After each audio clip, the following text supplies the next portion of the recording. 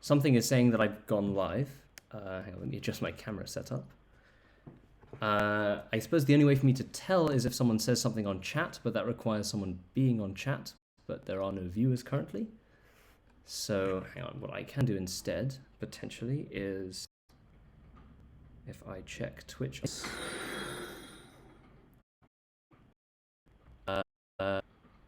We do have viewers. Right. Okay, my Twitch dashboard that we did before is relatively slow to update. Okay, there are people posting in chat. This is excellent. Okay, can everyone hear me? That's first question. Can everyone see me? Is there anything weird about the stream? I'm sorry, I've done live streams before, but I've never emceed one before, so I don't really know what. Okay, Whale Source E says all good. Sir Josh says looking good. Okay, excellent, great. All right, well, so I guess if this were a talk, I would wait for people to show up, but I think that's probably not the right format to use on Twitch. So let me just explain kind of what this is. So hi, I'm Jonathan Gorard, and the idea behind behind this live stream is that I'm going to be working on a research project that I've been kind of thinking about and working occasionally on now for several months, which is to do with trying to understand causality and trying to build kind of better mathematical structures for causality. Tyrell Kronberg is saying the stream is a tiny bit glitchy. Do you mean that the frame rate is bad, or is there? It may be that my internet connection is just not up to it. I don't know. In which case, I could try dropping the quality or something. Internet might be weak. Okay. I'll try dropping the stream quality in a second and see if that makes any difference. It also might change when I go to screen share. I don't know. We'll see what happens. But yeah, so I'm going to be trying to work on this project to develop better models for causality in hopefully unifying some different ideas that come from fundamental physics, theoretical computer science, theory of distributed systems, possibly some ideas from chemistry and Bayesian inference and things like that. Because for a long time I've been interested in how we can define notions of causality in kind of arbitrary computational systems, in things like graph rewriting systems, hypergraph rewriting systems, and how those notions of causality might relate to concepts of causality that occur in, say, general relativity or quantum mechanics, or say even in things like chemical reaction networks. So, and I have a sort of vague plan, which I hope to be able to explain to you, at least at the start of the stream today, for how some ideas that come from category theory, particularly related to graph grammars and algebraic graph rewriting, and their correspondence to things called Petri nets and PT nets, how some of those ideas might potentially be generalized to give us a kind of more robust definition of causality in a fairly general class of computational systems. So, okay. I announced that the stream is going to happen on Twitter, and we got a lot of very nice messages back from people encouraging us to do this, which was great, or encouraging me to do this. And but one of the more common requests that I noticed several times was that I give some kind of high-level explanation before we get too deep into the weeds of technical detail of what exactly is going on. So I thought we could maybe start with that. But the other thing to say is, I am going to be monitoring the Twitch chat, at least to the extent that I am capable of multitasking. So if people have questions, or they have suggestions, or things they think are interesting, or things they don't understand, or think that I've made a mistake, or have ideas they want to propose, or whatever, please go use that. I will look, and I'll try to make this sort of as interactive as possible.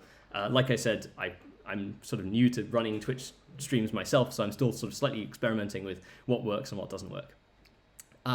But okay, so maybe let me try, if I switch to, is it gameplay mode? I think that should then enable a screen share, maybe. But that doesn't appear to have worked.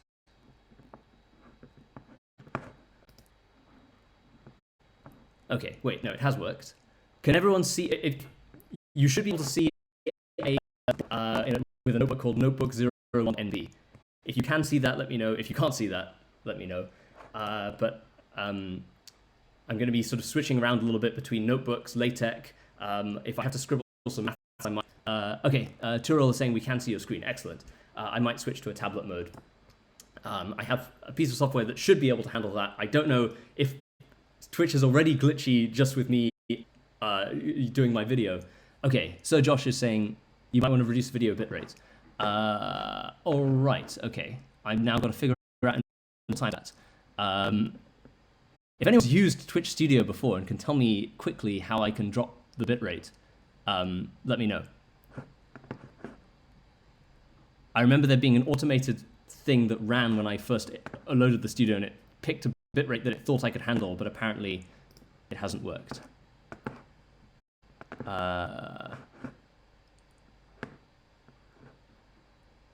Okay, those are chat settings. Is it edit scene? Is it general settings? It's probably general settings, isn't it? Okay, stream quality, there we go. Apologies for this.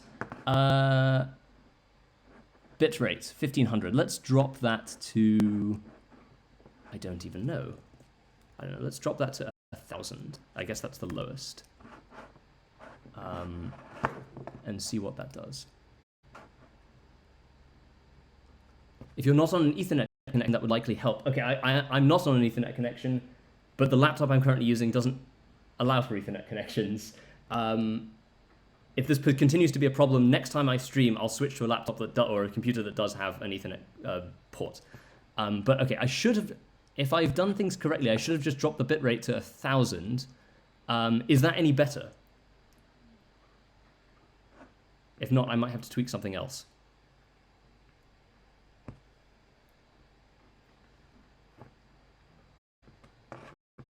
Um, 1500 bitrate is already well. Yeah, I've set it as low as as it allowed me to. This is, you know, we're running on absolute minimums here.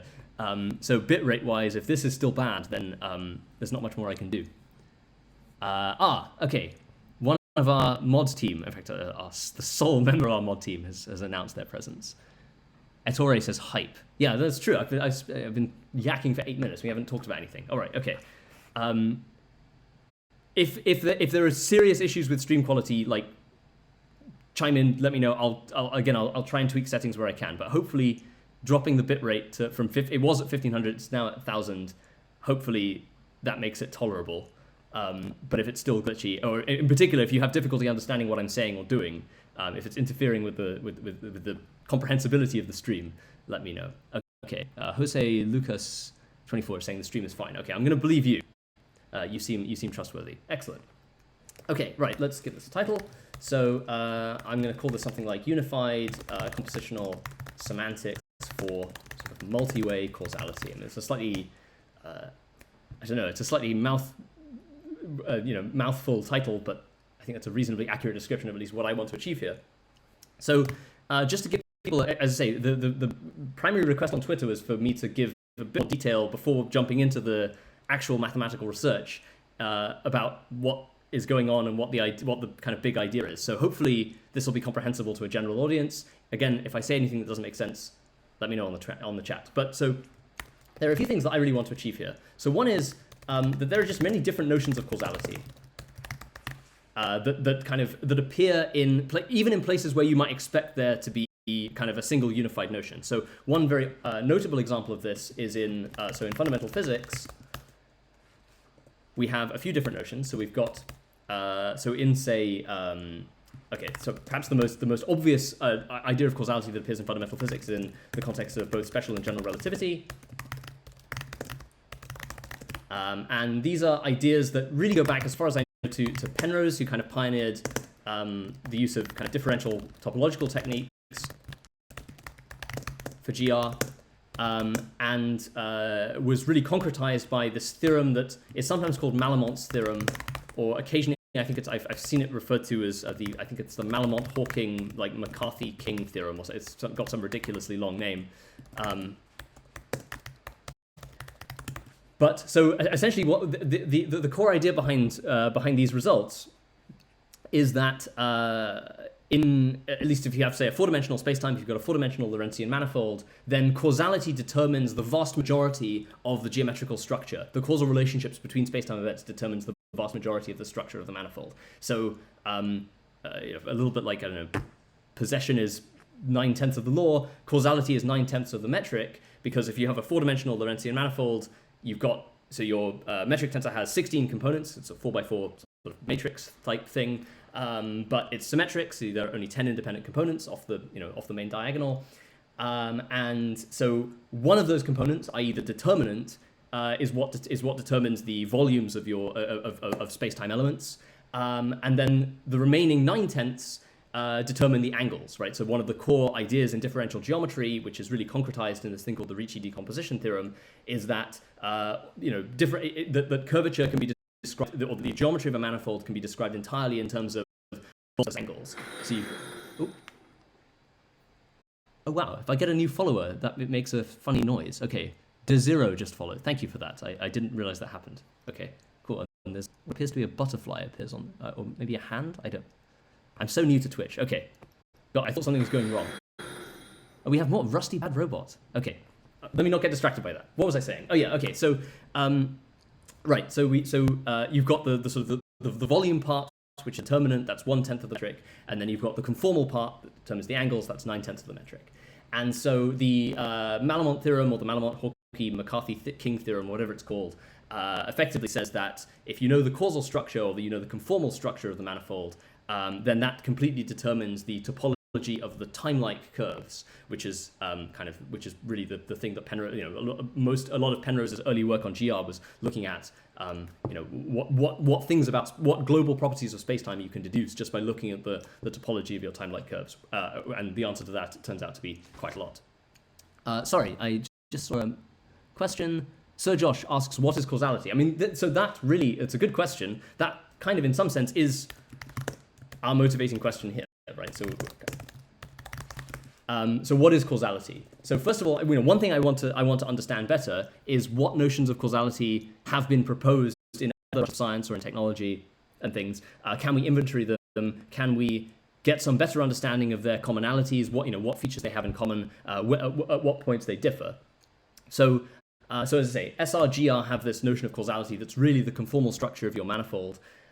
Which in that context, the causality is very closely related to conformal structure, to angles, because if you've ever studied relativity before, you'll know that if you have a path that's connecting a pair of events, and if you assume natural units in which speed of light is 1 and whatever, so all of your light cones are at 45-degree angles, then if your path is shallower than 45 degrees, then the corresponding events are causally related. They are time-like separated. If it's steeper than 45 degrees, then the corresponding events are space-like separated. They're not causally related. And if they're exactly 45 degrees, then they are light-like separated, or possibly horismos separated, which is the fancy way to say that. That would be, or the fancy description of that is that those events are chronologically separated, they're causally related but not chronologically related. But that's a distinction that I think for our purposes, at least today, we probably won't worry about too much.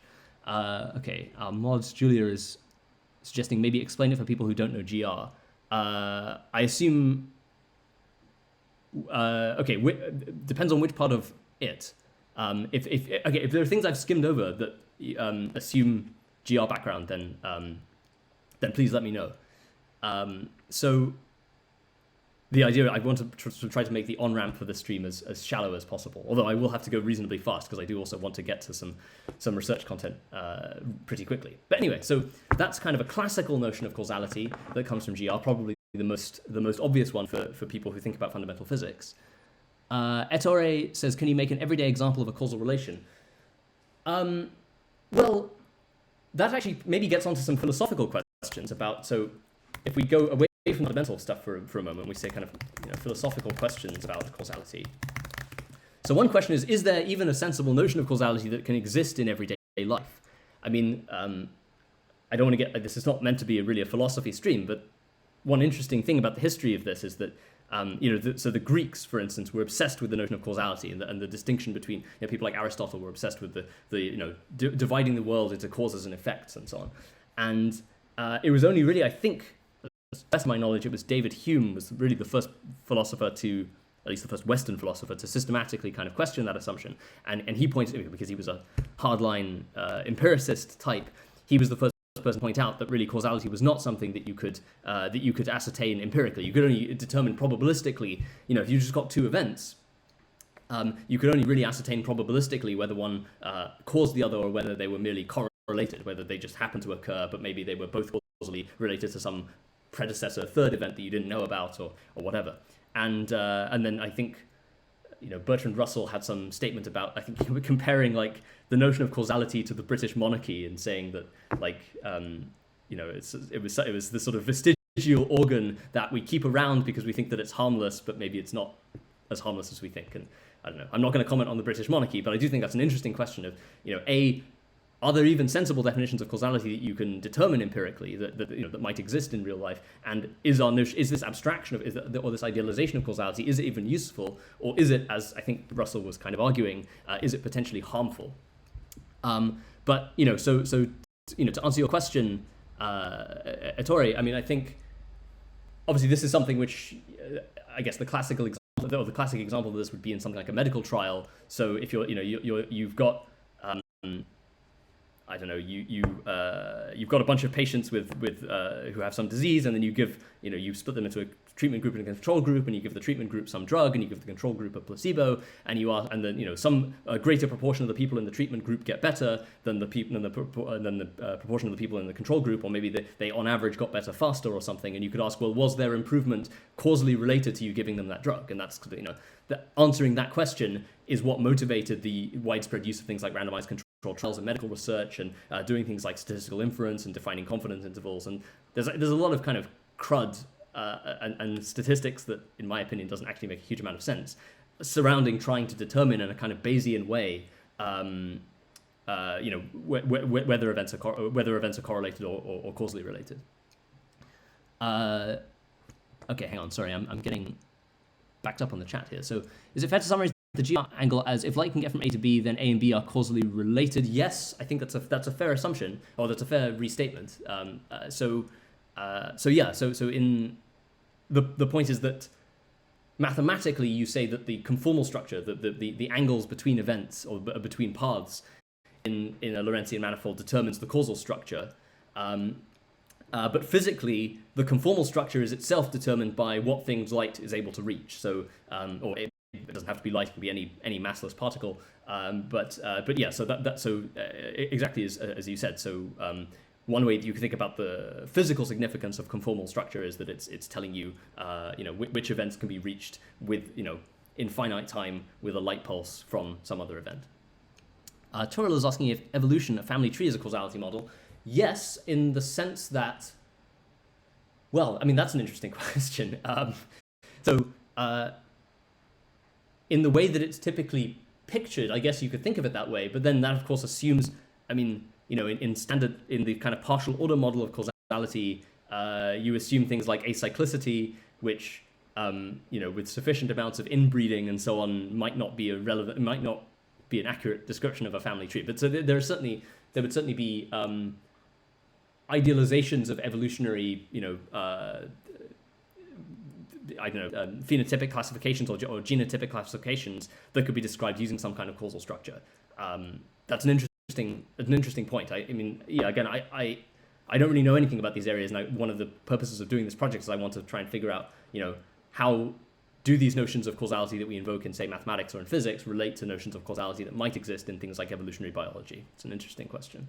But actually, yeah. So on Ettore's point, I mean, we've got Hume, Russell.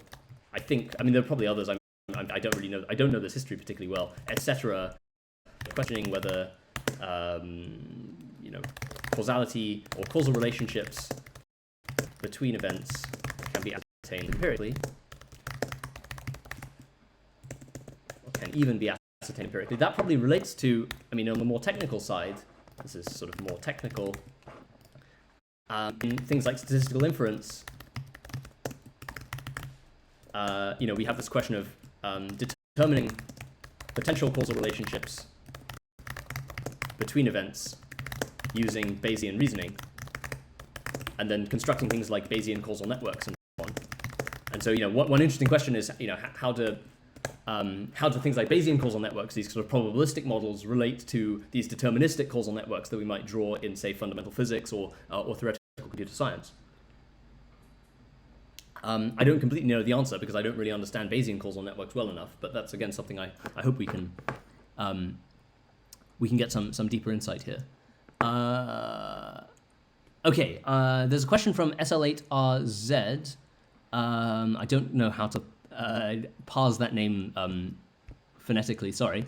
But asking about my role in the physics project and things that have happened since I sort of stepped back from the physics project. So I'm perfectly happy to answer that question. If you, I hope you don't mind if I hope you won't accuse me of shirking it. If I'm not, I'm going to save that for a little bit later. I want to get on a little bit with the subject of this live stream, which is, this causal reasoning project, which obviously relates to the physics project and is very much motivated by the physics project and uses a bunch of the formalism of the physics project and will hopefully feed back into the formalism of the physics project. The kind of the slightly more interpersonal drama stuff, I'm happy to talk about, but I'll if you don't mind, I'll wait just a little bit for us to get for us to make a bit more progress with the primary topic first. Sorry, but I'm not forgetting your question, and if I don't answer it, pester me. Ettore is asking about information exchange between points in space. Yes, I mean, so it's interesting. It's an interesting feature of the notion of causality and special relativity, and general relativity, that one way that you can think about causality is that it's telling you either that there is information exchange, or at the very least that there could be information exchange, right? So potential for information exchange. That's, I guess, one way you could think about causality. And so, so the causal and chronological precedence relations that appear in Penrose's work on differential topology of space-time, these give rise to a fairly conventional sort of causal, or partial order model of causality. But yes, so there's clearly some relationship there with information exchange, and I suspect that'll become interesting when we work on trying to make connections with things like distributed systems and concurrency theory, where there is a very tangible connection to information exchange, and at least on the surface there appears to be a deep formal relationship with notions of causality that appear in fundamental physics, particularly in relativity. Whole source E, in terms of those unfamiliar. Excellent! You're building up a glossary. This is fantastic. Thank you for your, whale source E, for your public service. Julia is asking if I'm suggesting family trees so you can cause yourself a possible through inbreeding. I suppose it depends exactly what you mean, but you could certainly cyclic. If you had a description of evolution, again to borrow terminology from the physics project, if you had an evolutionary description that was more in the vein of a multi-way state graph than a multi-way evolution graph, you could certainly have a causal. If you had something where you had offspring that were then mating with parents in the prior generation, then you could certainly produce cycles, and you could violate kind of well-foundedness of the partial order relation. Whether that's reasonable to interpret that as causing yourself, I don't know. I don't think a biologist would agree with that interpretation, but that's really a kind of philosophical question. Is the chicken causing the egg an example of causality? Well, that's that's an example of a kind of causal ambiguity, as Julia says. It's a nice example of sort of causal cyclicity. Kaiser Rees, who I think is someone I actually know, although I haven't. If you are who I think you are, I haven't spoken to you since like 2017 or something. We should catch up. But why don't we save questions for the end of the stream? It's me. Okay, well that suggests that it probably is who I think you are. Good to see you. Right. Okay. So that's an notion. I mean, I guess maybe in the interests of being sort of efficient or something, we could give an example. If I do the classic discrete quantum gravity thing of I can show a kind of a finite version of this causal partial order relation. So if I take a rectangular region of space-time, of a flat space-time, of Minkowski space, then I can represent it graph theoretically like this. So let's do a little bit higher density. Gosh, it's remarkable how much slower everything becomes when you're streaming. How do people run high-performance? I was about to ask how people run high-performance games, but I suppose they use hardware that is more optimized for that sort of thing than the MacBook Air that I'm currently using. But okay, so this is an example of this is a finite approximation to the causal structure of a kind of rectangular region of a flat space-time. So here, each one of these orange things is an event. Each one of the yellow dots, is an event, and each one of the orange lines is a causal relationship between those events. Any pairs of yellow dots that aren't connected by edges would not be causally related. They would be space-like separators, like this one and this one. And so effectively what that's saying relativistically is that different observers can come to different conclusions about which one of these two events happened first, if they have different reference frames, different coordinate systems, different positions in gravitational fields, and so on. But these two events, for instance, which are causally related, every observer has to agree that this event occurred before this one. So this is as I say, a discrete finite approximation to that. A true Lorentzian manifold would be like this, but kind of infinitely dense. There would be an uncountable number of points within any finite region. Okay, but that's one notion of causality that appears in fundamentals. All right. In terms of partial order mixing with the parents, we also see a typical modus operandi for Twitter to ignore 80% of your chats and just do your thing. Okay. That's a genuine question. Would you rather... Oh, hang on. Sorry. Ettore is asking if I can move my video to the top. Oh, gosh. Yes. Yeah. Okay. Sorry. My face. I could remove my face, I guess. That might increase the flexibility of the stream. Or else I could... if I do something like this... I guess maybe... Hopefully that's easier to see. Thank you for pointing that out. Whale Saucy is suggesting... appears to be suggesting that I should not monitor the Twitch chat quite so assiduously. If it's I don't know. I'm still, as I say, I'm still kind of tuning stuff. If you think this constant going back and forth and interacting is distracting or something, then let me know. I'm happy to just do my own thing for a bit and then only check back periodically. It's genuinely whatever you guys prefer. Okay, but so another notion of causality that is quite important in fundamental physics. In quantum mechanics, the other kind of big fundamental theory of physics. So in quantum mechanics, and particularly in quantum information theory, sometimes fancily rebranded as quantum computing, although I don't particularly like that term. It implies that it's somehow a different model of computation, which it most assuredly isn't. But so one of the very notable things about quantum mechanics is that, at least in principle, and now I think as of at least a year or so ago, it seems to be also in experiments with actual superconducting qubits, it seems to be possible to produce superpositions of causal structures. So whereas in relativity, if A causes B, A has causal precedence over B, then that's true for all observers. It appears to be the case that in quantum information theory, just as you can have you can have quantum states that are in superposition of eigenstates, you can produce quantum circuits that are essentially superpositions of different causal orderings. So I'm not going to say that he was the first person to propose this, because I suspect this is an idea that to many people over the years, and one of the quick things you very quickly learn when you start doing research is that no idea is truly new and that everything is a remix. But certainly it's an idea that was first stated in a form that I could understand by Clev Brook.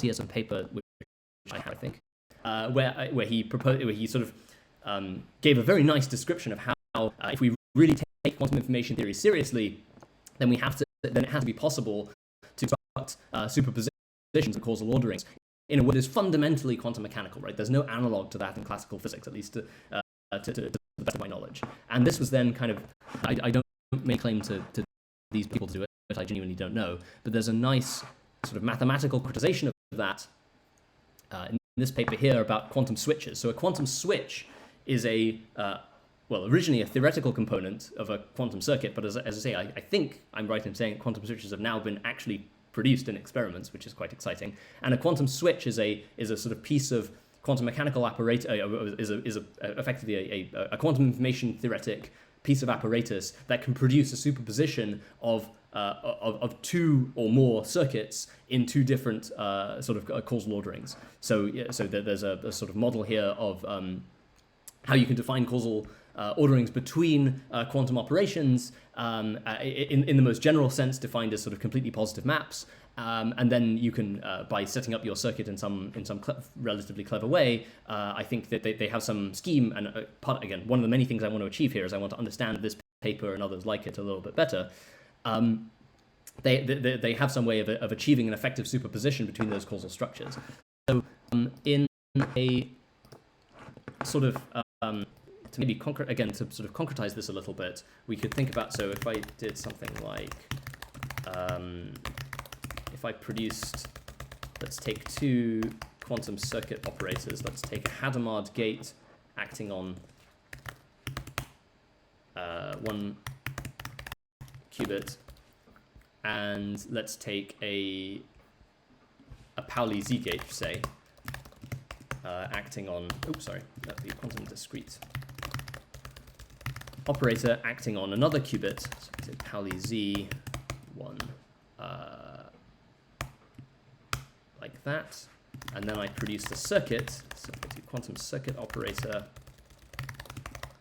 of gate 1, gate 2, and then I guess 2, something like that. Then, okay, so that produces a quantum circuit, so let's call that thing circuit. Get a diagram. So here you can see we've got a Hadamard gate followed by a Pauli Z gate, and it's all being applied on wire 1, so sort of qubit 1 in our tensor product of different qubits. And so if we, if I get its, I think I can get it to matrix form. Wait, no, hang on. How do I've forgotten how this works. Is it operate? No, oh yeah, I want it to operate it, right? Because it's an association. Yeah, okay, there we go. So here we have here we have the operator form. Here we have the diagrammatic form. So the point is, with the idea behind causality in the kind of quantum mechanical or quantum information theoretic context is that for each of these each one of these gates or these operators is just some matrix.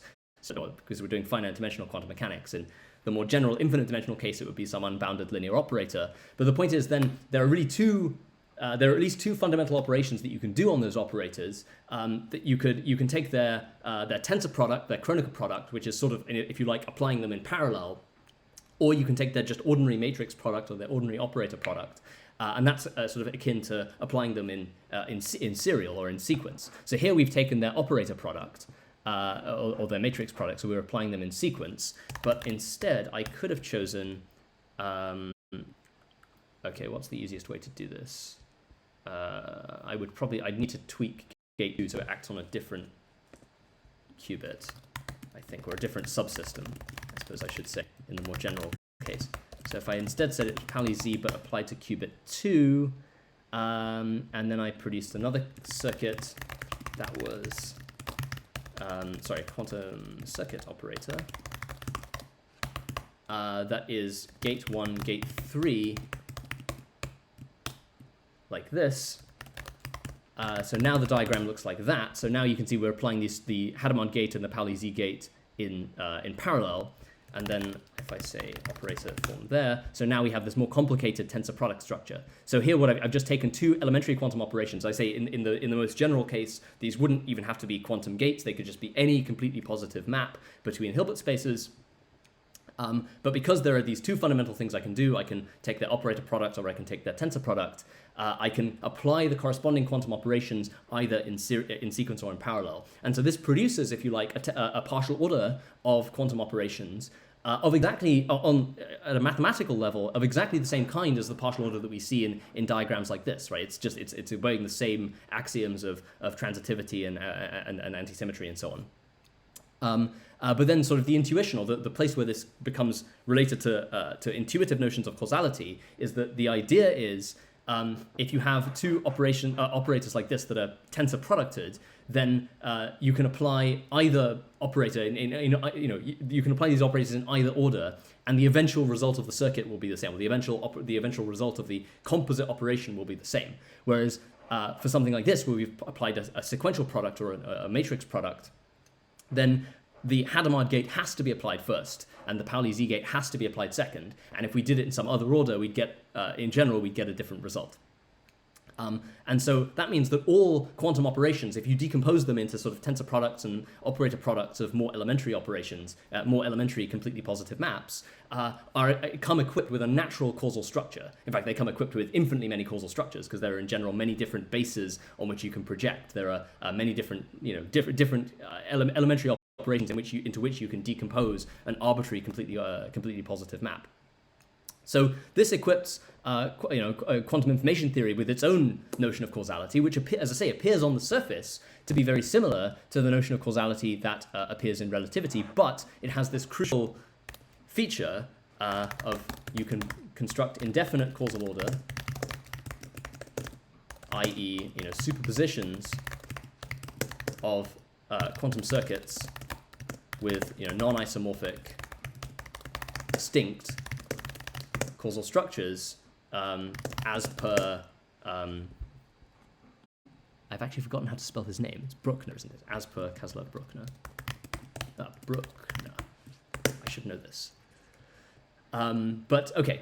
So, and as I say, to the best of my knowledge, that's an idea that is very interesting, but has really no classical analog. So even within physics, when people talk about causality, there is no common definition. And so again, one of the abstract questions I'm interested in trying to address here is there what can we find that's really in common between these approaches? Is there some more general mathematical theory of causality that subsumes both the relativistic and the quantum mechanical definitions? So I'm too busy. I wasn't looking at the Twitch chat. Let me just quickly have a glance.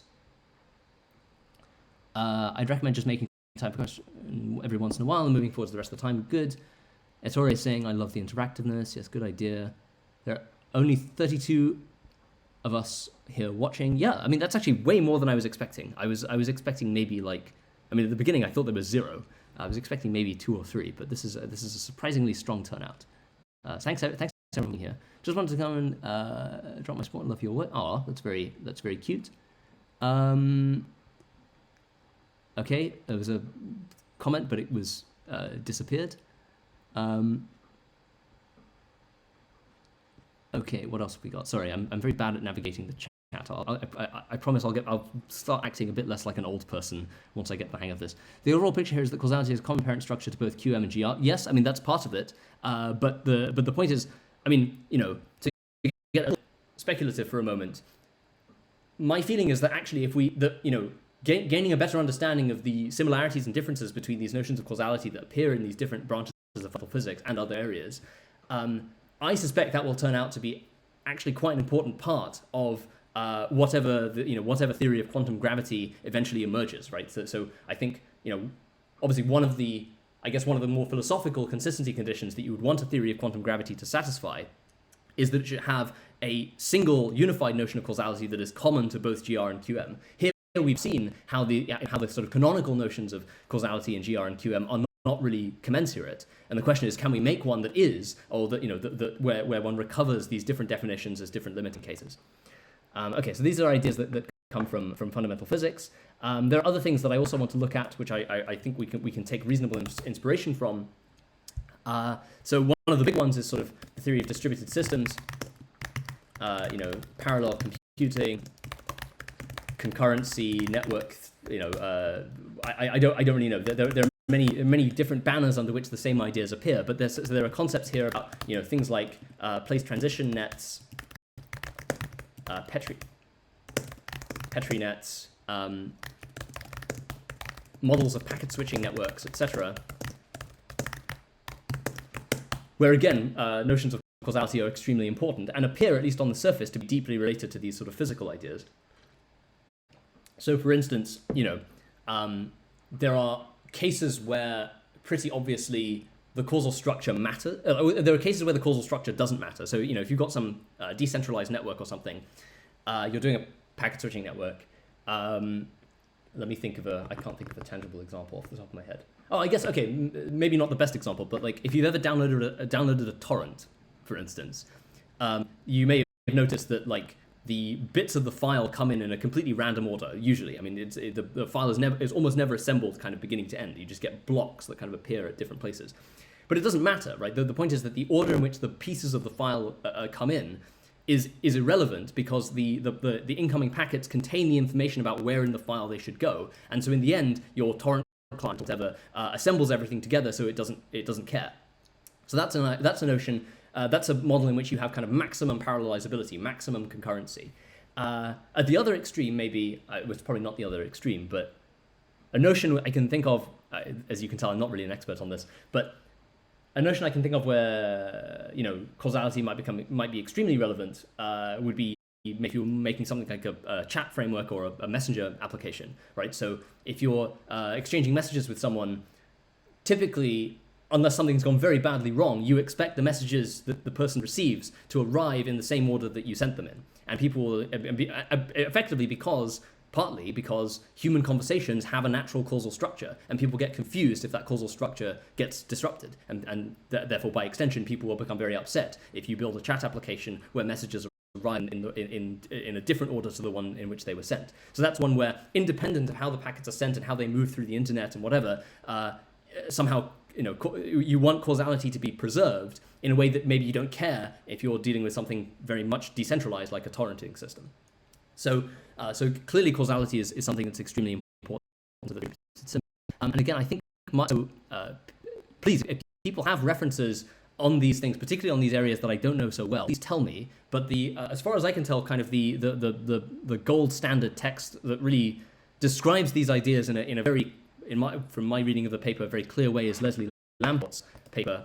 So Leslie Lamport, this is CF Lamport, ordering of events in distributed systems. And Lamport introduced these ideas of, really kind of concretized these ideas of logical clocks, synchronization, etc., and made concrete connections to physics, to fundamental physics, especially general relativity. So this is again, if I just sort of show this off. This is Lamport's paper, and so these are pictures of packets, information exchange between parallel processes in some distributed computer system. But what he's drawing here are effectively space-time diagrams, right?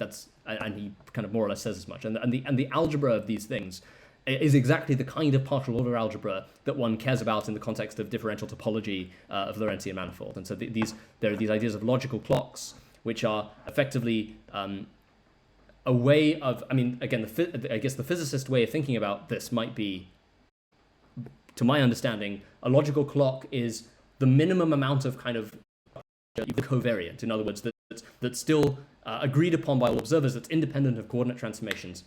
So it's the clock that tells you the logical order in which events have to happen, but it doesn't tell you that the particular wall time in which packets have to appear, because of course for different network topologies or different different wind conditions or whatever, those wall times may end up being different. But the idea is that the times on the logical clocks should always be the same. So this all, again, this is another thing where things just ultimately reduce to reduced to algebras of these partial orders. Okay, so that's another direction that I'm quite interested in, and in particular, one of the reasons for me wanting to do this project is that I have a strong suspicion that these place transition nets and Petri nets and their generalizations and things like sigma nets and so on, that there's really a description of many, if not all, of these different causality models in quantum computing and relativity and so on in that language. I'm not the first. It's not my idea, right? Plenty of other people. Maybe Samson Abramsky is the most notable person who really championed this idea that really discrete physics you can kind of think of as a special case of these the algebras of these place transition nets. I don't know whether I believe that yet, but it's certainly an interesting idea that I want to explore. There are also hang on, let's check. Thank you. Yes, last theory. Mark, good to see you. Mark has sent through the paper by this. I should probably do that. I'll keep I won't do it in real time, but I'll keep a log of the papers I'm referencing and things, so I can post them in the chat for people who are interested in. Sorry, let me just do a quick glance at the chat questions. Does this apply also to mundane logic without quantum operations? Yes, that's an interesting question, right? Because if you have a Boolean circuit, the same thing is true. So in fact, Boolean circuits you can simulate as a special case of quantum circuits. But to the best of my knowledge, the superposition that you need, the superposition of causal of circuit topologies that you need to get an indefinite causal order requires you being able to take superpositions of eigenstates, and therefore requires effectively quantum mechanics. I don't think you can make that work just with Boolean algebra, but I don't know. It's an interesting question. If someone knows better and thinks that that's wrong, let me know. But that would be my guess. Propagation time through quantum gates may be different, hence in principle we can distinguish between the two orders. Yeah, if you have a consistent notion of wall time, which I'm not entirely sure that you can have. That's an interesting question. How much can you, is the causal structure observable, right? If you just have the output of a quantum circuit, how much can you infer about the topology, about its causal topology? Interesting question, I don't know the answer. Again, something which we hopefully can investigate further. Found parallelism, given parallelism. That's interesting. I'm going to save that comment. I'm not going to try to understand that comment in real time because that will be too slow and too boring. But thank you, whale source E. These mathematical tools can be applied to a very broad range of systems. Yes, I agree. I mean, no, of course, people are far too hung up on quantum mechanics and relativity, right? This is why I want to do this project, because it's clear. I think it's my very strong conviction that I think there is a general mathematical theory of causality that subsumes basically all of this. But I'm not convinced that we yet know what it is. And I think the models that have been proposed so far, like partial order algebras, or like Koka and Lau have proposed things like causal categories and so on. I think that's part of the story. And same with these Petri nets and place transition nets and so on. I don't think that's the whole story. I think there's something deeper, but I have some conjectures about it, which I'll hopefully get to in a second. But I don't know anymore. That's what we're trying to figure out. But I agree with your intuition.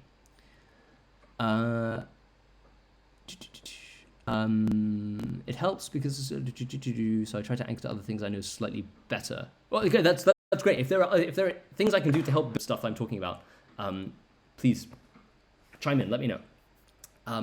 But okay, so this is. Oh, hang on, sorry, I put this in the wrong section.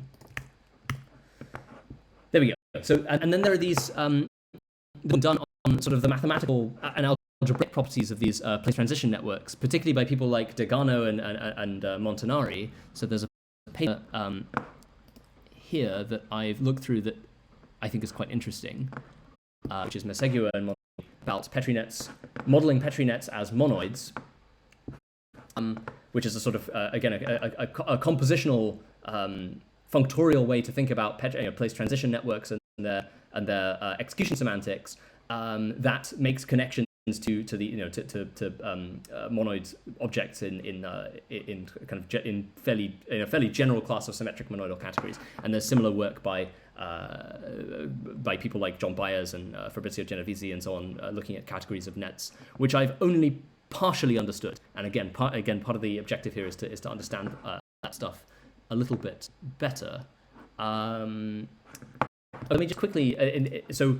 That actually making reference to these Petri nets, these sort of very idealized mathematical models of distributed systems and causality, motivates the connection to chemistry / chemical reaction networks, and possibly to biochemistry. This is again speculative, but those of you who know a bit about the history may know that Petri nets were developed by this guy Carl Adam Petri when he was like 8 years old or something ridiculous. I mean, so. He would develop those as a minimal mathematical model, not for concurrent systems, but actually for chemical reactions.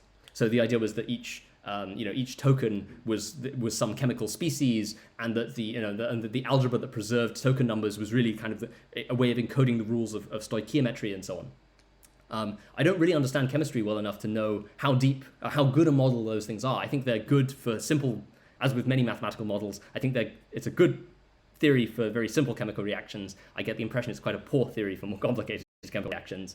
But one interesting question is, how much do these notions of causality also relate to models of chemical reactions? And one thing that I'm interested in, again, partly maybe I'm interested in it because I just don't understand it and I'm fundamentally confused, but how this relates to catalysis. I'm so confused I can't even remember how to spell catalysis. Because I, as a non-chemist, thinking about chemical reaction networks, it's very tempting to model causality as just by saying, well, the reactants cause the products, which is true for a lot of things. But of course, we know that there's also this notion of catalysis, where you can have a third thing that enables, if you like, the causal relationship to exist, but doesn't actually play any active role. Or at least I guess the idealization is that it doesn't play any active role.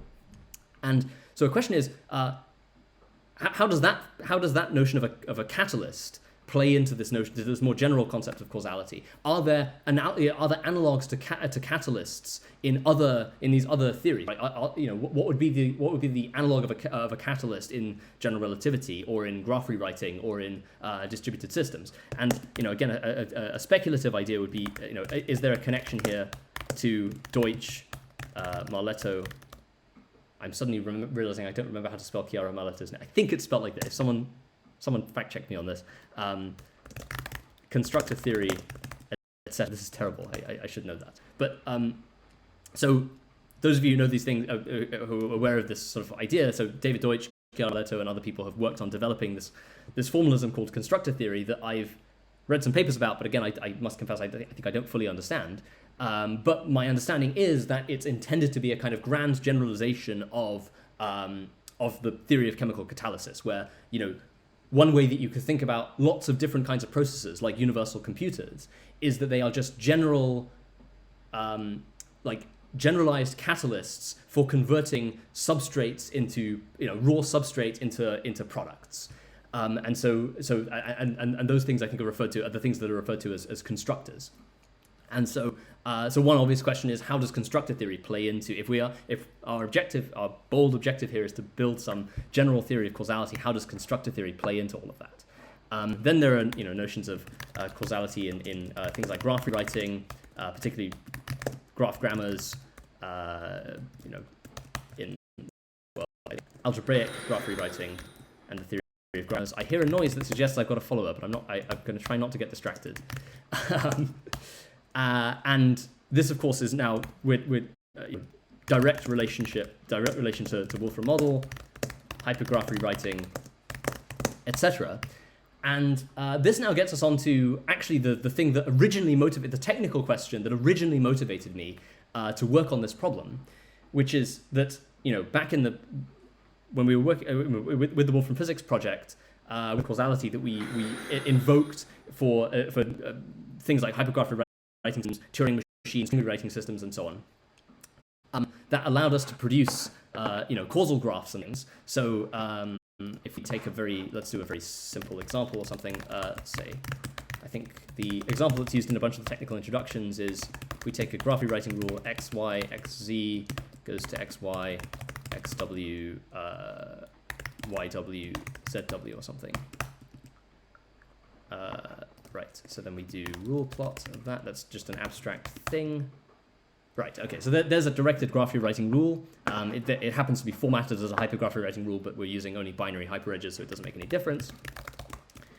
Now, if I do Wolfram model, take this rule, and I apply that to just a double self-loop initial condition, I can do states plots list for 4 evolution steps. So I get this evolution. So I start with this double self-loop initial condition, and I apply this rule to every possible matching subgraph or subhypergraph. And so then what I can do is I can ask something like, okay, so if okay, hang on, let me remember how to do this, sorry. Okay, I think this is right. So if I do Wolfram model, let's take this thing, let's do the same initial condition, 4 steps again. I think if I do that, that will give me a generation. Yeah, so that's an evolution object. And then I want events, I think, events, states, plots, list. I may have got the pluralization wrong somewhere. Yeah, there we go. Okay, so that here we're showing at each step which edges or which hyperedges are being sort of destroyed and which hyperedges are being created for each rewrite in this, or for each step in the rewrite process. So here you can see the dashed lines, the dashed edges here are telling us on the next step these 2 edges are going to be destroyed, and the corresponding edges in red, these 4 are the ones that are being created. But then on the next step, the 2 ones that are dashed are being destroyed, and the next step, these 4 that are in red are being created, and then these 2 that are dashed are being destroyed, and so on. So the idea is that each rewrite, each event, you can sort of decompose into which edges does it destroy, does it ingest as part of the input, and which edges does it create, does it produce as part of the output. And then the intuition is, if you want to define a notion of causality, a sensible, what seems on the surface like a sensible notion of causality, is that you can just ask, does the output of one event overlap with the input of another event? So if you've got two events A and B, if the edges that are created by event B as part of its output overlap with the edges that are destroyed by event A as part of its input. The other way around. If the edges that are created by event A overlap with the edges that are destroyed by event B, then it's meaningful to say, perhaps, that event A causes event B. That event, if you like, event B couldn't have occurred unless event A had previously occurred. So then what we can do is we can define something like a multi-way notion of causality. So if I take, let's take that same Wolfram model rule.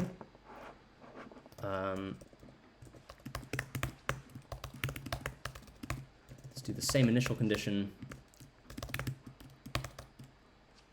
So I want to say that's a Wolfram model multi-way system rather than a list multi-way system.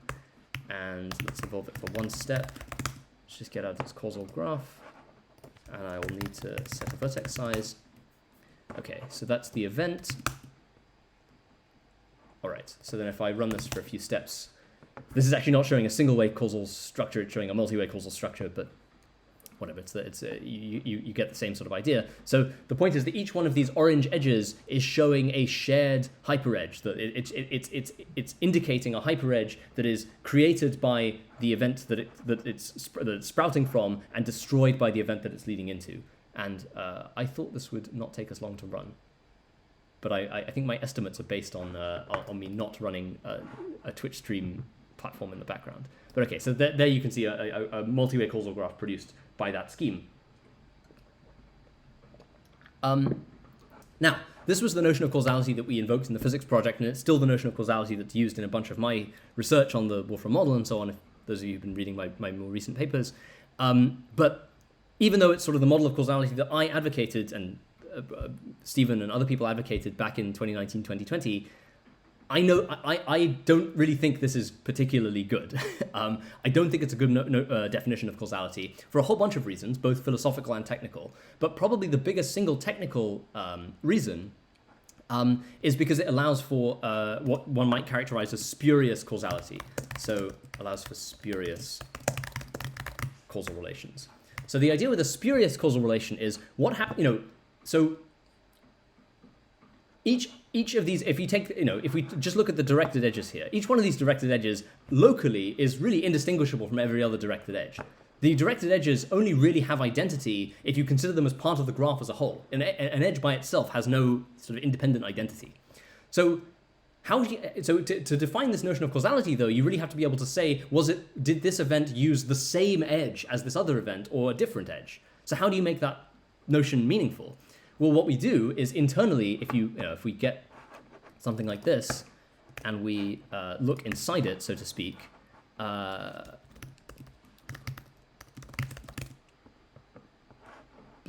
that shouldn't have happened. There we go. Okay, right. So each one of these is a specification of a hypergraph, or in this case, just a directed graph. So that, for instance, is our specification. So you can see that we've given an identity, in this case just an integer, a canonical integer ID, like a UUID, to each vertex. And so the edges have the UUID of an edge is just a pair, or in the more general case, a subset of the vertex set. The problem there is that it's entirely dependent on the naming. So consider the following scenario, right? You have an event that just ingests the edge 1, 3, and it replaces it with the edge, I don't know, 2, 4 or something. Well, if none of the other edges refer to 1 or 3, you haven't made any change. Structurally, the graph is the same. But our naive causality definition and our causality determination algorithms are going to say, well, now any event that makes use of vertex 2 or 4 is going to be causally related to that event, even though that event did nothing. So this is what I call a spurious causal relation. So it's sort of it's concretizing this idea that i.e. you can have events that merely touch a hyperedge, or in the more general case, a token, but do not structurally modify it in any interesting way. And so, so the question is, well, how do you know, could we think of a better model of causality that doesn't have this problem? And again, I have some conjectures, and I think it ultimately might end up relating to this notion of this idea that comes from the mathematics of place transition nets to do with individual versus collective token semantics. So, so relationship to individual versus collective token semantics and token deduplication, etc. Where, again, I don't understand this well enough yet to make any definitive statement, but I guess the idea would be that if instead of identifying edges by just a kind of arbitrary set of integers, you identify them by, if you define the causality recursively, where the identity of the edge is the complete causal history of that edge. So if two edges have identical causal histories, if they have the same causal graph, local causal graph, then the edges are indistinguishable, like 1, 3 and 1, 3 would be indistinguishable in this model. And so under that recursive definition, I mean, in a way, which by the way I think is related to individual token semantics in the theory of PT nets, but I'm not entirely certain of that. In a way, you can think of that as being a little bit like, I suppose in a way it's a little bit like a blockchain or something, right? Where each new edge stores a complete causal ledger of its of its trajectory through space-time, or through this sort of abstract space-time defined by the graph system. So I think there's something interesting there, and I think this will hopefully in a second get me onto this more concrete mathematical conjecture that I want to explore through the course of these live streams. But before I get onto this, let's again have a quick scan of the chat. So it looks like Janelle division roads. On Sahana, causal mechanisms are in chemistry and biology are modeled due to redundant mechanisms being indistinguishable empirically. Yeah, I mean, that's probably related in some sense to this philosophical idea, or this criticism due to human people. That's an interesting point that it's probably more tangible. DJ streams, micro streaming is a really cool form of collective intelligence. Okay, I will look at your DJ streams, Wavemorph. Thank you for pointing those out. Wolfram streaming is like an updated scientific method. Catalysis only changes the rate of reaction, but doesn't change the reaction pathway. Is that really okay? So I'm not going to argue with you because I don't know any chemistry, but is that really true? Can you not have the situation where there's an energy barrier? My understanding was you could have a situation where there's like an activation energy which you can't surpass unless the reaction is catalyzed, and then you can. So in that case, if that's true, then I think it is the case that the catalyst is relevant to the causal structure. It doesn't just change reaction rates. There are situations where you can have a discrete threshold that can only be passed with a catalyst, I think. But let me know if not. I mean, this actually relates to just a more speculative question or conjecture that I have about. I think there are probably generalized models of activation kinetics. Like I understand there's a thing. Is it called the? Oh God, I'm gonna name. There's something Menton's law. Is it Margolis-Menton's law or something? That this. It's not called this, but it's called something like this.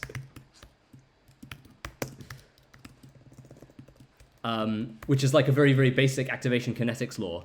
And my suspicion is that there are probably more sophisticated activation principles that you can get by considering more details of the complete causal history of a chemical reaction, where like you know, instead of, because, you know, things like just a temperature-based activation kinetics model, one way that you could model that is you're just saying, well, every time two molecules interact with each other, every time they bounce off each other, there's an increase to their kinetic energy, so the temperature goes up.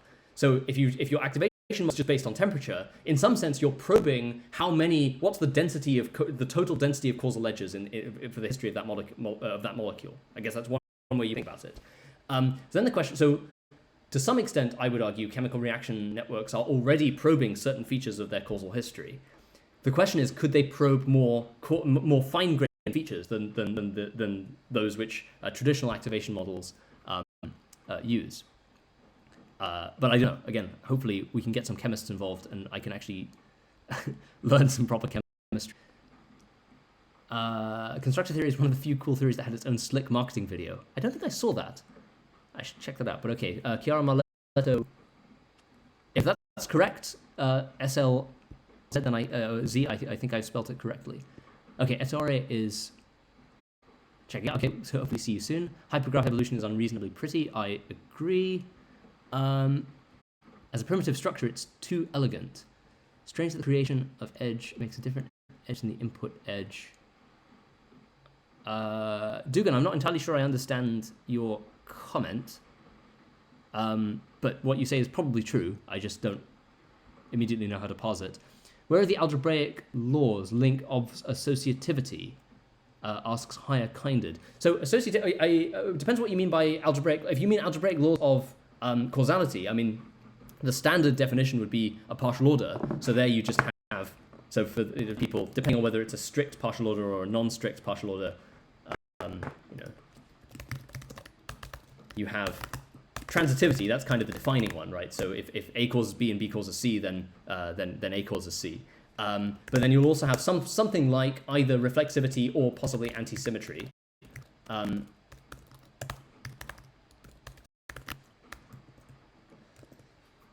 Depending on depending on whether your partial order relation is strict or non-strict. But you'll have some combination of antisymmetry, reflexivity, acyclicity. And okay, when we get into this more mathematical detail, I'm still doing the kind of broad conceptual overview. When we get into the more mathematical detail, I'll go through in more detail with greater precision some of the different algebraic semantics that have been proposed for causality, like partial orders, like one of my personal favorites, which, as I say, is Cocker and Lal's causal categories, which I think is a very nice abstract generalization of a partial order. But also some of these ideas that come from the algebra of PT nets and so on. And hopefully we'll start to look at what kinds of formal similarities might exist between these different ideas. But associativity, I mean, because it's not really an equational, causality is not generally thought of as an equational theory, so associativity doesn't really come into it. I mean, it's an interesting question whether there are equational models of causality, more directly algebraic models. That's something we could look into. I mean, obviously causal categories have some associativity built into them because, they're category theoretic. They have associativity of more position, and they also have weak associativity of the monoidal structure. But we might be able to look at how associativity manifests in some of these other algebraic structures as well. I wonder how your views on causality relate compared to the work of Judea Pearl. I don't know. I don't know that much about the work of Judea Pearl. If you have references and things, please post them in the chat. I will look at them. If not now, then certainly after the stream. I first learned about the church-turing thesis in the book Gödel, Escher, Bach. Excellent book. Very hard to, even if you know the stuff, it's very hard to. I mean, Hofstadter has a very odd discursive style, but it's an interesting book, and it did quite a lot to promote a lot of the ideas that I care about. So it has a special place in my heart. Is 1-3 equal to 3-1? Good question. So in the way that I set this up here, we were treating these as directed graphs. So 1-3 would be distinct from 3-1. There are equally ways that you could set this up as an undirected graph. I mean, an easy way to do that would just be have every edge be symmetric. So for every 1-3, there's also a 3-1. At some level, it doesn't really. I mean, one of the big discoveries of the physics project is that at some level, it doesn't really matter.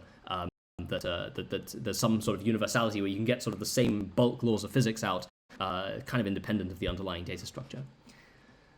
I wonder if when trying to solve interpretability of machine learning systems, people have ways to visualize semantically clumped 3D networks and in VR. Interesting idea. Actually, Dugan might be the person to talk to about that. He's really the sort of graph visualization guy to some extent. The stream is up a bit. Sorry about that. Yeah, as Julia says, feel free to ask me to repeat something if my stream cuts out. If people who've used Twitch streaming before have suggestions, I drop the bitrate. But if there are other things I can do on my stream settings or things that might help these cutouts, let me know. I'm very keen to. Michaelis Menton kinetics. Thank you. Yes, Michaelis. Not. I think I was getting confused. There's a thing called, is it the Margolis-Levitin bound in quantum information theory? I think I had the. Yeah. So it's Michaelis Menton. Thank you. That's what I meant. Yeah, that's the really basic kind of more or less exponential, I think, activation law or something. Again, we at some point, maybe not in this stream, but maybe in a future one, we should look at activation theories of activation kinetics and how we might be able to generalize them. Could you go into? Okay, Well Saucy is asking, could I go into deeper detail as to why spurious events are a problem? The concern is their existence is indicative of a serious flaw in the base model. Well, because the point is that, I think anyone would agree that if you just have an event that merely touches an edge but doesn't modify it structurally, that event should not be causally related to any future event that modifies that edge. But on the current definition that we've been using in the physics project, it is. And given how foundational causality is to the derivation of, the Einstein equations and all the other kind of bulk features of physics that we can get out of these Wolfram model systems, it seems pretty important that we kind of get the model of causality right. And right now, I'm just not convinced that we really have the underlying model of causality right. That's why I'm kind of worried. It may not be a serious flaw. Who knows, right? You've got dead space on the left side of your stream. Yeah, okay, sorry, I had that open because someone requested that because of my my bonce was in the way of the of the notebook. Could I put the chat window down? Good question. Because what I don't want to do is move my stream. I've got Twitch Studio on my other monitor. I don't want to move that over because if I do, I suspect because then I'm going to have all kinds of weird replication effects, and I suspect it'll drop the frame rate. I'll see in a minute if I can get just a standalone show out. I probably can. Hang on, but I don't know how to do it right now. It's a good idea. In the causal graph, are the nodes gathered by hypergraph isomorphism? So in a multi-way system, yes. So if we take something like this, so if you take the states graph for this thing, so if we take, let's do a smaller version first. States graph. Oh, sorry. So one of my mistakes when I program multi-way system is that I made it do parallel computation by default. For a small multi-way system, actually it's slower. That would be a mistake. As you can see, okay, I didn't launch any parallel kernels, so it didn't work. Come on. All right, hang on. While that's loading, I'm going to look through other chat questions. But thanks, Dugan, for the question. General mathematical view of a catalyst could be multiple manifolds are in close proximity to each other. Something causes their relative positions to converge. That's interesting. So I guess that's sorry, SL8RZ, I think, is making the suggestion. I guess one way to interpret what you're saying is that a model of a catalyst would be something that modifies the equivalence function in a multi-way system. So, the question that I think Dugan was asking was about, are these states merged by hypergraph isomorphism, to which the answer is yes, because by the state equivalence function, the function that essentially tells you how to canonicalize different states in the multi-way system and merge different bunches as necessary, uses isomorphic hypergraph Q as its effective canonicalizer. But there are other equivalence functions that you could in principle define, and actually, a paper I wrote a few months back was looking at sort of the computational complexity of state equivalences in arbitrary multi-way systems and trying to define the beginnings of a mathematical theory of that. And that was the paper. If you want to go find it. If you want to go find it on the archive, it's called Functorial Perspective on Multi-Computational Irreducibility. And yeah, that was the beginning of realizing that actually there's a lot of interesting mathematical structure in these state equivalence functions that we haven't really looked at before, except in the very restrictive case of models of quantum measurement, where the idea, the sort of the conjecture about quantum observation in the physics project is that really it's kind of playing around, different observers effectively define different coarse grainings, and one way that you can model those coarse grainings is there are differences in the equation. But I guess SL8RZ's point, which is an interesting one, is that we might be able to think about catalysts as things which change the effective equivalence function in a multi-way system that make it more or less likely for different multi-way branches to merge. That's an interesting idea. More people complaining about stream quality. Julia complaining about my Americanization of Z. Twitch is an American company. I'm role playing an American at the moment. I may occasionally just switch to Z, but you should pick me up on that if I do. Okay, so I guess one final, before we jump into some more detailed technical content, one final thing I wanted to mention, which is the sort of overarching philosophical. So these are interesting philosophical questions, right? But actually, in some sense, they're not the ones that I'm principally interested in. The big philosophical question that I think we might have a chance of being able to solve using these ideas is about, so one thing about causality that's bothered me for a very long time is how you define it without implicitly invoking some notion of a counterfactual. So if we, let's see, so can causality be defined in a non-counterfactual way? So what I mean by that is, if you go to your average person, you ask, what is your definition of causality? If they've thought about it, then very often, at least in my experience, if you boil it down enough, what they basically end up telling you is sort of the thing I said at the beginning, which is, or near the beginning, which is that event A causes event B, or events A and B are causally related. If it is the case that A happened, then B happened, but if A hadn't happened, then B wouldn't have happened. So in other words, it is at least implicitly a counterfactual definition. It's one that's invoking a different history in which event A didn't happen, and then you probe whether event B happened. And I suppose one way that you could think about Hume's criticism is that it's effectively saying, well, in general, you can't do that except probabilistically. Can only be determined probabilistically. So can we even define causality without invoking some kind of counterfactual model of history, some counterfactual alternative path of history? So when we're defining, and this manifests in a very direct way in these kind of Wolfram model systems, because when we're talking about an individual evolution path through the multi-way system, well, yeah, so fine, then there probably is a counterfactual history because there are other multi-way evolution paths. But if we're talking about the multi-way system as a whole, and we're trying to define a multi-way causal graph, which is kind of the point of what we're doing here, then that's completely deterministic.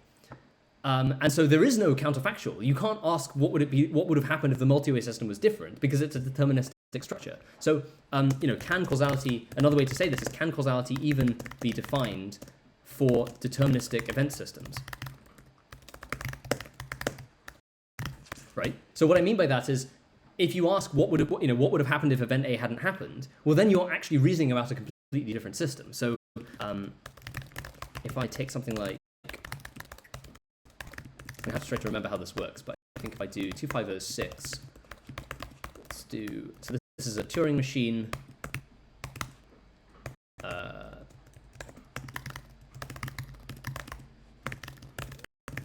So I'm going to use the elementary Turing machine, the two-state, two-color Turing machine, 2506.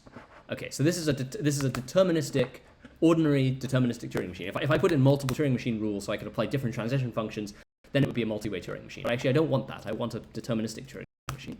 So this is my Turing machine evolution. But then if I take this and I can get out its causal structure,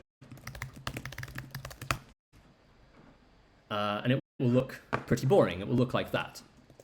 And the notion of causality that's being invoked here is exactly the notion of causality that I described earlier, right? So the point is this hypergraph notion of causality can be extended basically to any discrete computation, because all we're doing is you just take your data structure and you decompose it into tokens, and then each event, each rewrite is ingesting some tokens and sort of egesting or outputting other tokens, and then you're asking about the intersection between the output and the input token sets.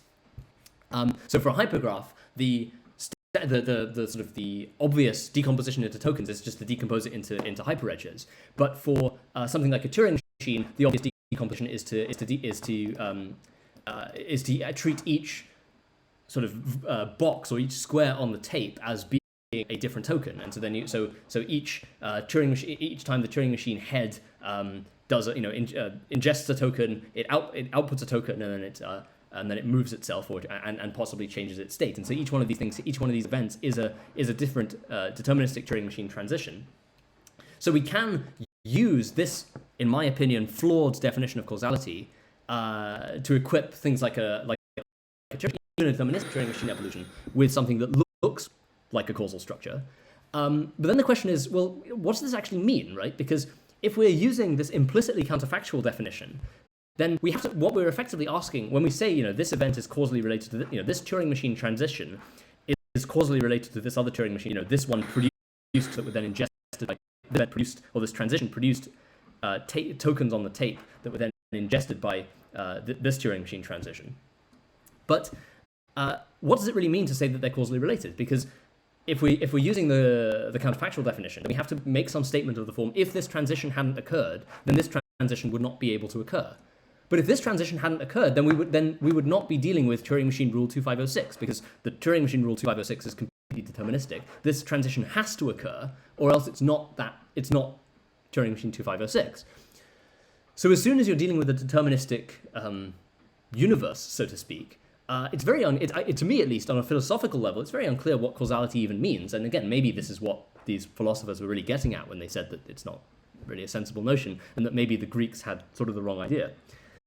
So, although this sounds like a philosophical objection, and I put it in the philosophical questions category, I do actually consider it to be.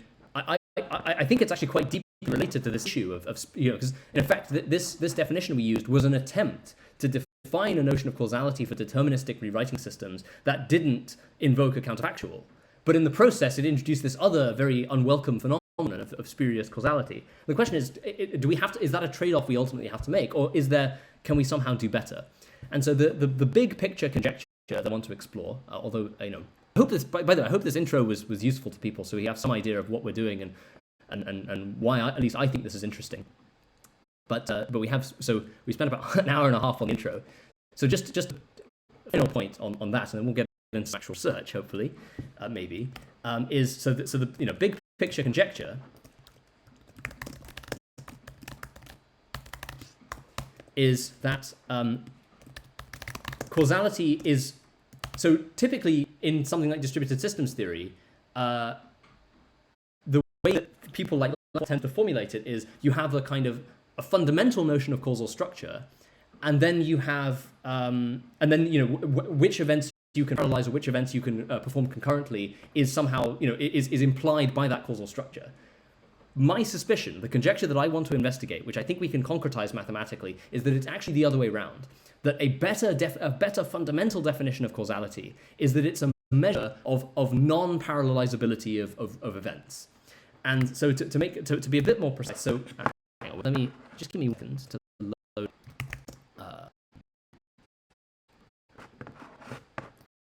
Be very self-indulgent for a moment, but I'm going to actually sort of relevant. So in this, amongst other things, I defined this kind of algebra of multi-computations for, amongst other things, these Turing machines. So this is effectively defining a Turing machine category, and then you can sort of reason about the computational complexity of a Turing machine computation by essentially asking about how much additivity you preserve when you kind of compose these elementary Turing machine computations together in sequence or in parallel. I can talk more about this if people are interested. So the point I want to make, though, is that in this paper, building on some previous work that I'd done with people like Monogamy Namadori and Zexi Zalsawala, I extended this kind of algebraic semantics that we developed for reasoning about general multi-way systems, in which the structure you get is a symmetric monoidal category. So in particular, it means that you get to do not just sequential composition of computations, but parallel composition of computations, which is exactly what this multi-way system is characterizing. So these are the different these are tensor products of different Turing machine states that you get by foliating this multi-way system.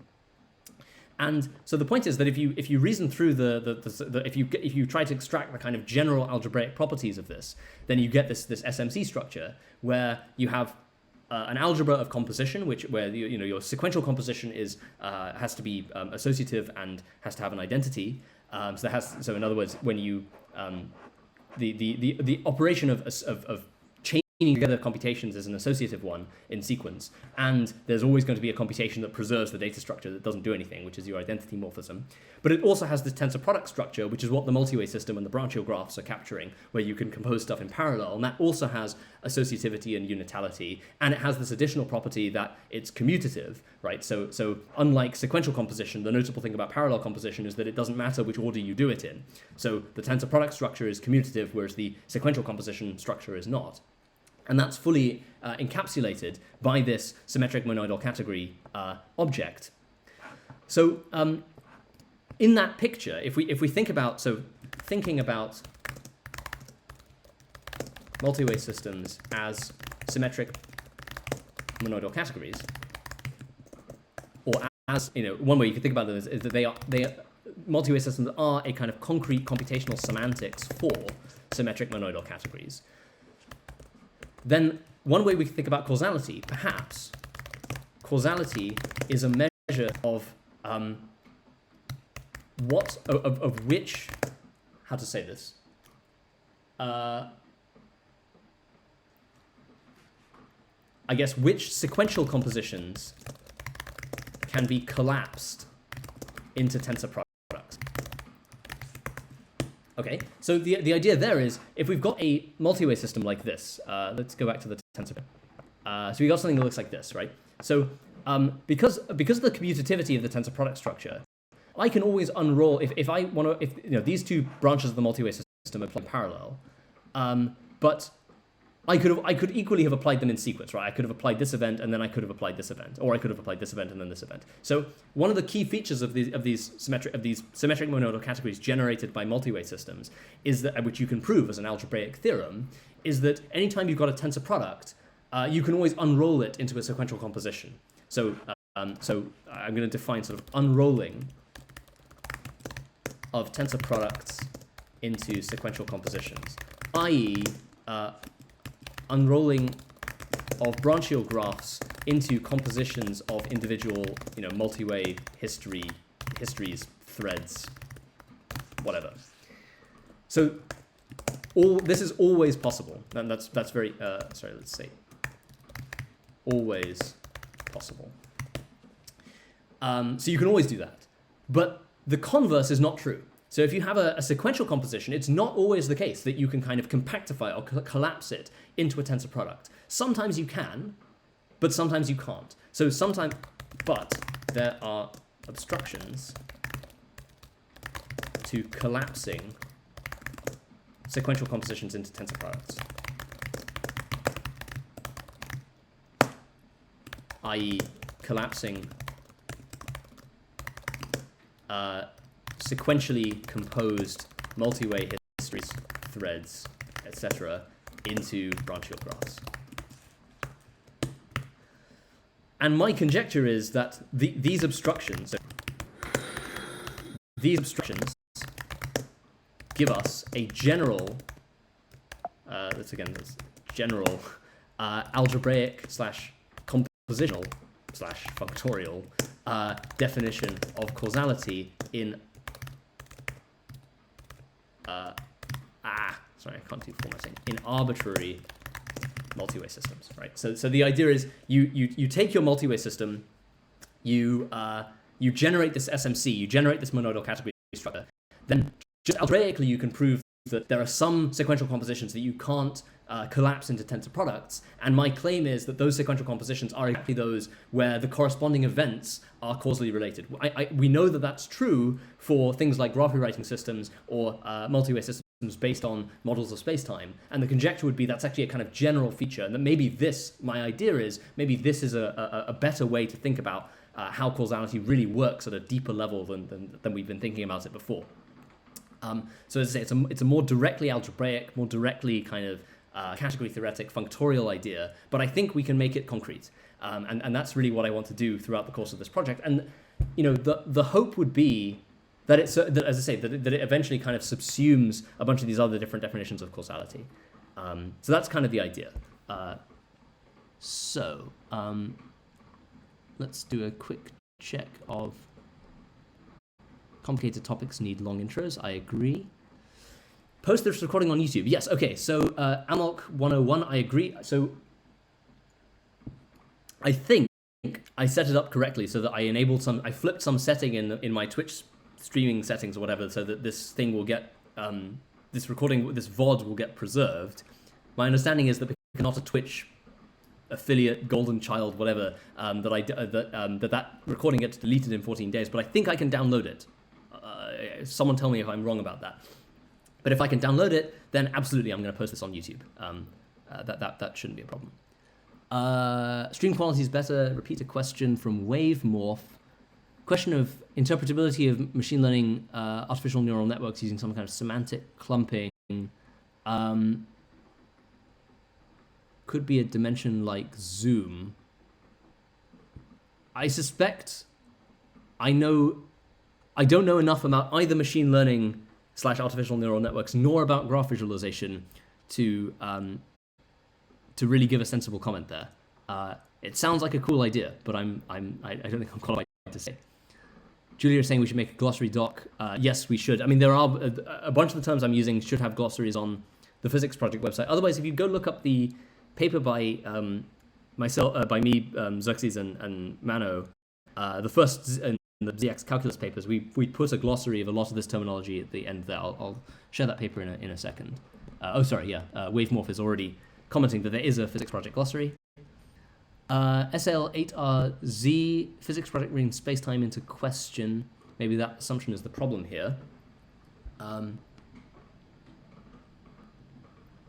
Causality is hard to think about without time. I'm not sure I agree with you there. I mean, the point here is that time is the idea with the physics project, at least the way I've always thought about it, is that causality is emergent. Causality is really fundamental. Time is emergent. I mean, time is as perceived by observers is all to do with how you slice apart a causal graph or how you slice apart a multi-way system. That's really observer dependent.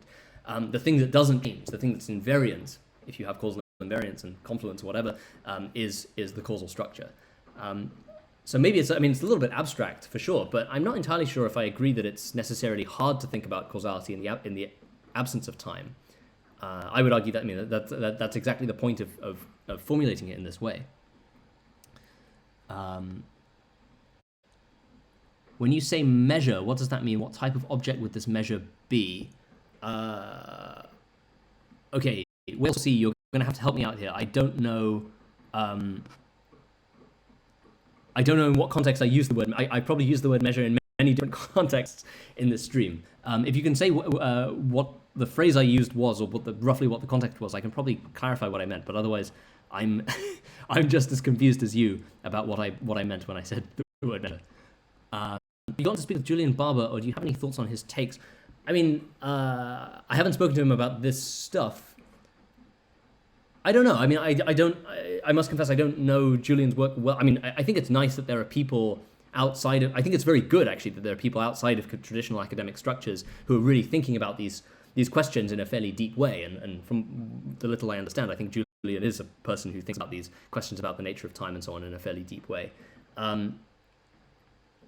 I've read a bit of his stuff, and I think I've spoken to him a little bit, and there are some things he said which I'm not entirely sure I philosophically agreed with at the time, but I can't remember in any detail now. So the answer is basically no. I probably don't have any coherent thoughts on his takes. Causality is a measure. Oh, sorry. Yeah. Okay. Right. So I don't mean measure in the mathematical sense. Okay. Sorry. Yeah. That thing here. So causality, I don't know, is a. What am I trying to say? I mean measure in a very much more natural languagey way. Causality is a. Maybe a better way to say it is causality is a consequence of the existence of sequential compositions that cannot be collapsed into tensor products, right? That's the I guess the conjectural idea.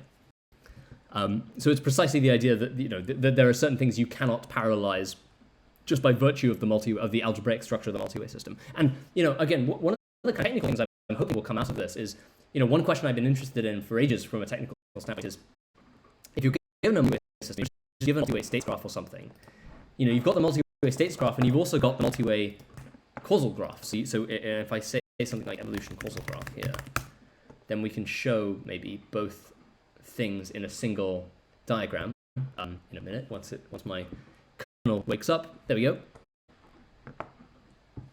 Okay, so here we have both states and events, and so we have both evolution edges in gray and causal edges in sort of orangey yellow.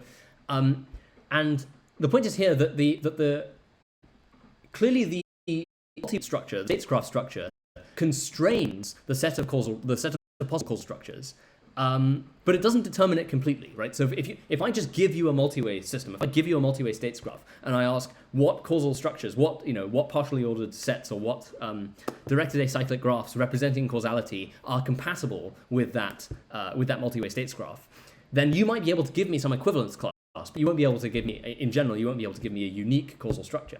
But the question is, what is the equivalence class? Is there some algorithmic way that for a given multi-way system in some given computational encoding, we can just feed that into some function and then generate the class of possible causal structures that's consistent with that multi-way states graph?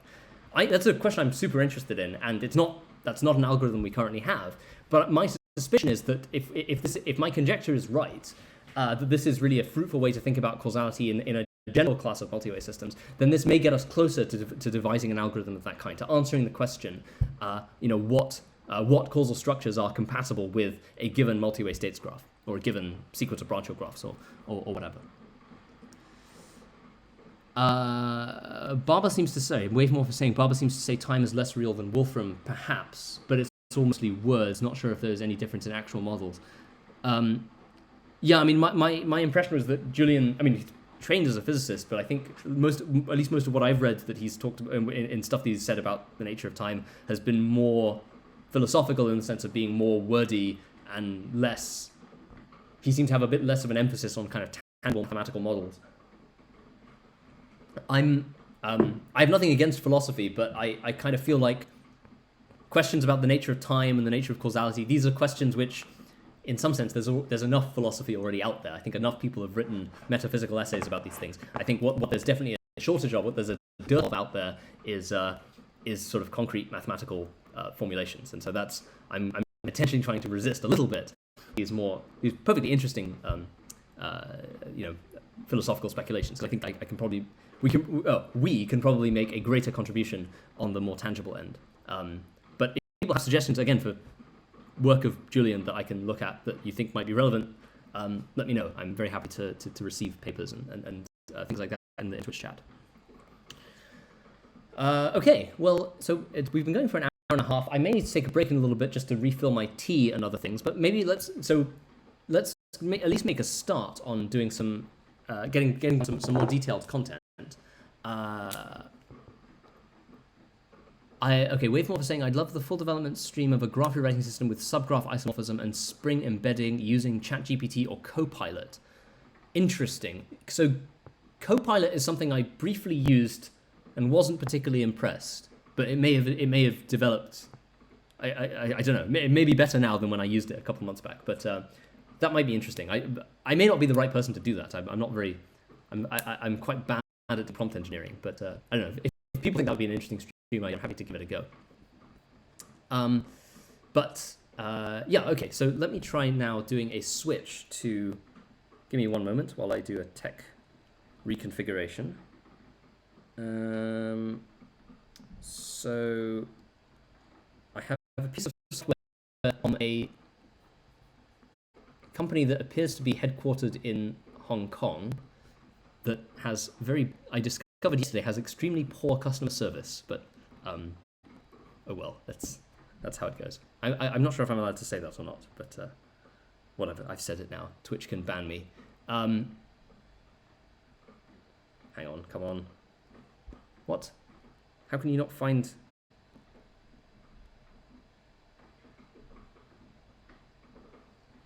This was working just before I started the stream. Yes, there we go. Okay, right. Give me 1 second. Start now. Can I switch here? Okay. Live streaming of noting on a tablet. So I apologize for this. Usually when I'm kind of brainstorming mathematical stuff, I prefer to do it. Usually I would prefer to do it on pen and paper. that's not really compatible with streaming. So I thought a good compromise would be if I did it on a tablet. I'm not sure. People are saying I should use Python. I'm going to assume that's a joke. I hate Python, as at least one person in this chat should know. I can explain why if people are interested, but I think Python is bad programming language. It teaches bad thinking habits. Anyway, sorry. Right. So, okay. Let's make a start. Hang on. Sorry. Let me switch. Live reconfiguration of stuff here. But hopefully, if I do this, it'll be slightly less distracting because I won't have the Twitch chat quite so prominently displayed. Be able to glance at it, I hope. Right. Okay. So let's start by reviewing the notion of causality that we already have. Sorry. Causality in hypergraph / Wolfram model. Rewriting systems. I apologize, by the way, for my terrible handwriting. If I say something that's inaudible, you should tell me in chat. If I write something that's illegible, you should tell me in chat. I also apologize for the fact my tablet screen is not particularly wide, so I will have to scroll around a bit. But hopefully it will remain vaguely comprehensible, and I'll zoom out every now and again so you can see what I'm doing. But I considered briefly doing live LaTeX or something, but I think that would just be ridiculous. I'd much rather write by hand if people don't mind too much. But so just to remind you, so if we have a hypergraph, what we really mean is an ordered pair of sets, or possibly multi-sets, VE. So H is a hypergraph, V is a vertex multiset, and E is a hyperedge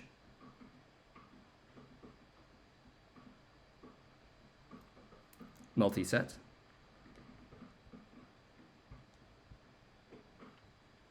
So, and obviously the core distinction between a graph and a hypergraph is in how you define E. So for a graph, I'm going to,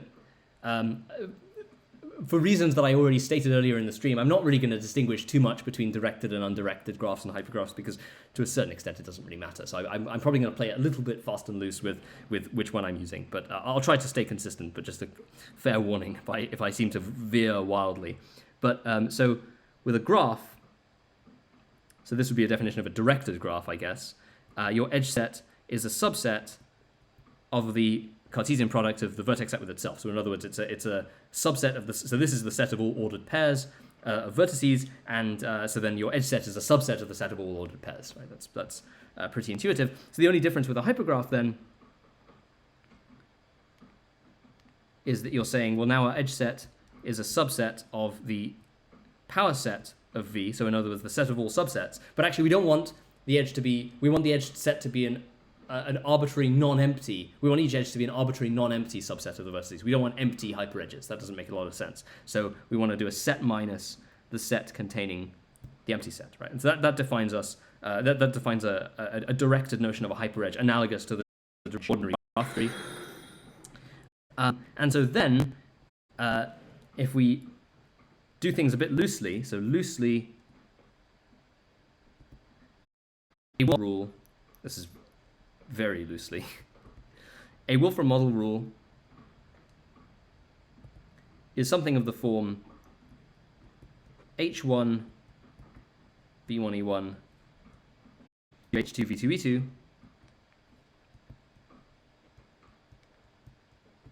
So this is sort of an input hyperedge pattern or hypergraph pattern.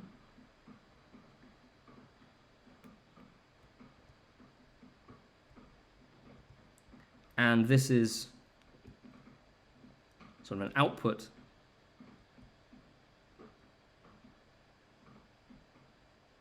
hypergraph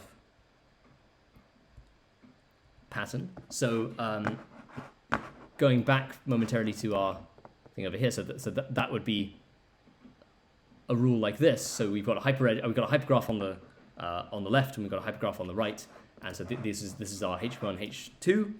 And then the point is when we apply a rewrite or an event, we extract a subgraph that's isomorphic to H1, and we replace it with a subgraph that's isomorphic to H2.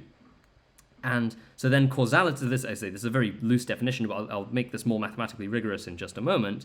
But so then our notion of, our loose definition of causality then would be, so we can look at the things I was describing as like the hyperedges or the tokens that were destroyed versus created, these creator versus destroyer sub-events. We can characterize those as, so the input, so if we have an event, so let's call this thing as an event, right? Let's say that's E, lowercase e is an event, or a rewrite that replaces something isomorphic to H1 with something isomorphic to H2. So then the input of E would be, let me try and get this the right way around. I'm terrible at these. I always get these things, I always end up swapping things inadvertently. So you want that to be the E2 set minus E1. Is that right? No, we want that. Yes. Yeah. No, E1 set minus E2. Sorry. And then output would be E2 set minus E1. If I've screwed something up, someone tell me in the Twitch chat and I'll look at it in a minute. But I think that's the way around. And then we would say, so if you've got events E1, E2, you have an ordered pair of events E1, E2, then those are causally related if and only if the output of E1 has a non-trivial intersection with the input of E2. Something like that, right? So the intersection of those two sets is non-empty. And so then we can concretize that, which is what we do with these causal graphs over here, by saying, okay, we define, G causal, or I'll say G core or something, is a set of events, V core, and a set of causal edges, E core, directed set of causal edges. And so then, this is equivalent to, logically equivalent to, the directed edge E1, E2 being an element of E core. Okay, so that's the sort of very very intuitive physicist's view of how we can how causality is defined in a Wolfram model system. Okay, let me just quickly chat in case someone has pointed out an error.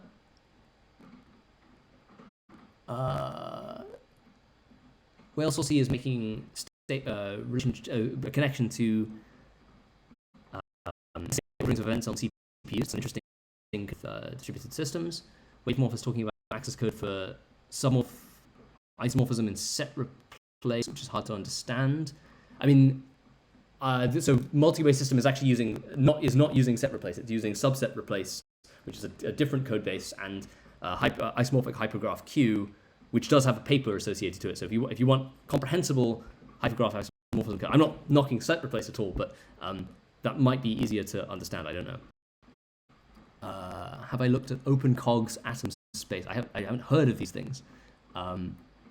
So no. But okay, I'll make a note of that Wavemorph. Thank you. Right.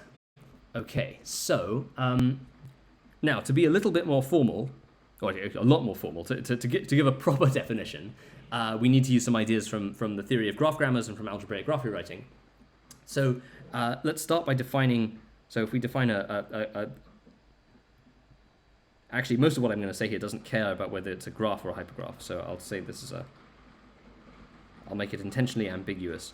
Also, I apologize if you hear sound of heavy raindrops or something. It's currently raining very heavily where I live, and so it's hitting the window behind quite hard. There's not a huge amount I can do about that, I'm afraid, except maybe angle the microphone away. But so a hypergraph production, or possibly a typed hypergraph production in the more general case, would be the way of formalizing this idea of a Wolfram model rule. So this is a span of monomorphisms, so we'll call that P. So we've got a pair of, it's a span, I structured this very badly, sorry. So we've got a pair of morphisms with a common object, so it's a span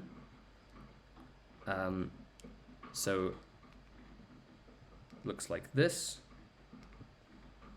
So we have two morphisms here. K is sort of the intuition is that K is our interface hypergraph or interface graph. L is the left-hand side of the rule. That's like H1 here, and R is the right-hand side of the rule. That's like H2. So the intuition is that this is a span of monomorphisms, and so this is the formalization of this rule. So L is the left hand side, R is the right hand side, and K, if you like, is a way of formalizing the invariant subgraph or the invariant subhypergraph. So when you extract out a subhypergraph isomorphic to H1, then you're left with something. You're left with a bunch of dangling edges, right? You're left with some interface that's kept invariant by the rule, and then you've got to glue into that a subgraph or subhypergraph isomorphic to R or H2, and that invariant subgraph or that interface hypergraph is this thing K. So to clarify some, maybe it's helpful, I don't know, typically is to clarify some category theory terminology. So to be a little bit more clear, so I'll set the tablet aside for a second. So what I mean by a monomorphism is a left cancellative morphism in a category. So if I say something like G1 connects objects Z and X, G2 also connects objects Z and X, and F connects objects X and Y. And let's first do that. Let's make a free category to begin with. So I have something that looks like this. So I've got G1, G2, these two morphisms. I've got F, this new morphism, and I've got these compositions, F composed G1, F composed G2. Well, then what I can do is I can make an equivalence. So if I say circle dot F G1 equals circle dot F G2. So then these two arrows get collapsed into a single thing. And so if I now say category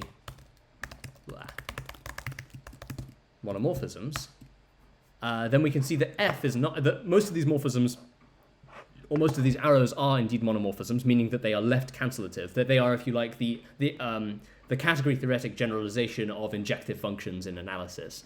But F is not. But in order, and the reason F is not is because we are not able, F composed G1 is equal to F composed G2, but that does not imply that G1 is equal to G2. We can see that G1 and G2 are distinct currently. So which means that we can't, if you like, cancel the composition on the left by F, or by the inverse of F. And so it's not a left cancellative morphism. But if now we added the additional condition that G1 equals G2, so now we get something that comes down to this, and now F returns true for monomorphism Q. So we can see that F is indeed a monomorphism. So in our graph rewriting setup, in the hypergraph production or the graph production, this rule is defined as a span of left cancellative morphisms, and span just meaning, if I say abstract, oh wait, is abstract span not? Oh, maybe I never made abstract span. Never mind. Okay, well, but anyway, so a span just means a pair of morphisms that share a single object. So something like this.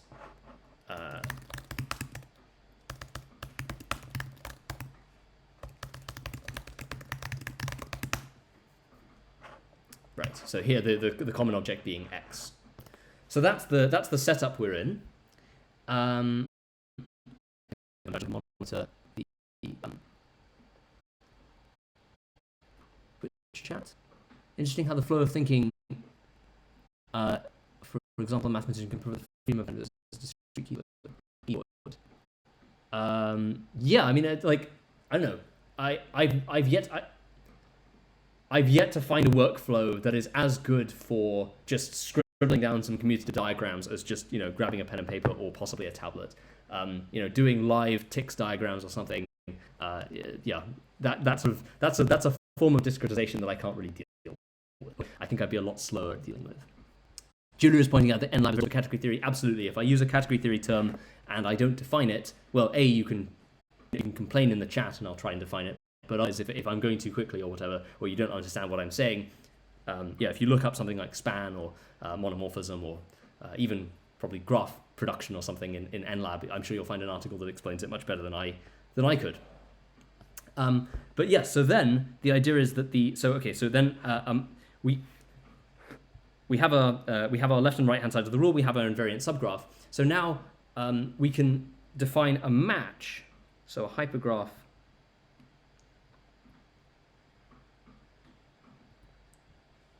say production in inverted commas, hypergraph match is going to be an injective morphism, usually an injective morphism. Again, there are formulations where it's non-injective, of the left-hand side of the rule into some graph or some hypergraph G. So that's pretty intuitive, right? You're just saying, we've got this pattern on the left-hand side, this H1 pattern, graph or hypergraph G, and if there exists an injective morphism that injects the left-hand side into G, in other words, if there exists a sub-hypergraph of G that is isomorphic, then we characterize that morphism as being the hypergraph match. And so then we perform the rewrite. So given this, so now if we draw a diagram, we do the standard category theory technique. If we draw the picture and we figure out what needs to exist to complete the diagram. So it's a tried and tested technique. It very rarely fails. So that's our typograph production.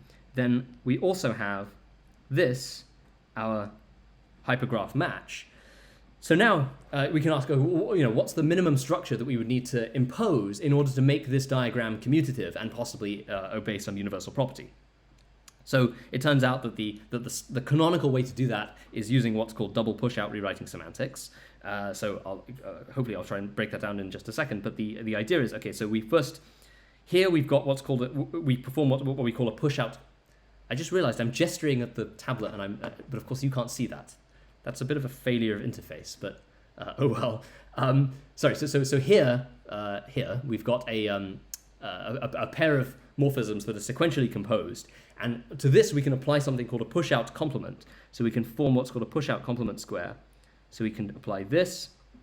So we get some concrete. So remember, this is the kind of abstract interface hypergraph. Then we get a kind of concrete instantiation of the interface hypergraph for the particular concrete graph G.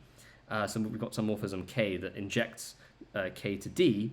And then to complete that square, we add some additional morphism, which I'll just unimaginatively call F. And the claim is that this square commutes. So in other words, the F composed K equals M composed L. And that it satisfies a universal property, which I'll outline in just a moment, that effectively tells us that this is in some sense the most general possible way that we could have performed this push-out complement, that we could have completed this commutative square, and then we can do and then so that gives us a push-out complement, and then now from K and R we get this span of K to R, K to D, and this span can now be completed to form an ordinary push-out square. So then we can construct a morphism here, which I'll call N, which takes us to H, and then we complete the square with with a parallel to G, a parallel morphism to G, which I'll call F. Again, this square commutes, so G compose K is equal to N compose R, and so this is what we call a double push-out, or DPO rewriting semantics, and this is really kind of the bread and butter of modern algebraic sort of composite graph rewriting or graph grammars. There's a more stripped back version which is single push out rewriting, which actually also has some nice connections to Petri-net formulations and things like that. But again, when we flesh out in more detail the connection to things like place transition networks and those other algebraic formalisms of concurrency, maybe I'll talk a bit more about that. So then this defines what we can call a derivation, or a direct derivation. So G and H are both hypergraphs. G is the hypergraph before rule P got applied. H is the hypergraph after rule P got applied. So we can see what happened here, right? We got a match that injected the left-hand side of the rule into our input hypergraph.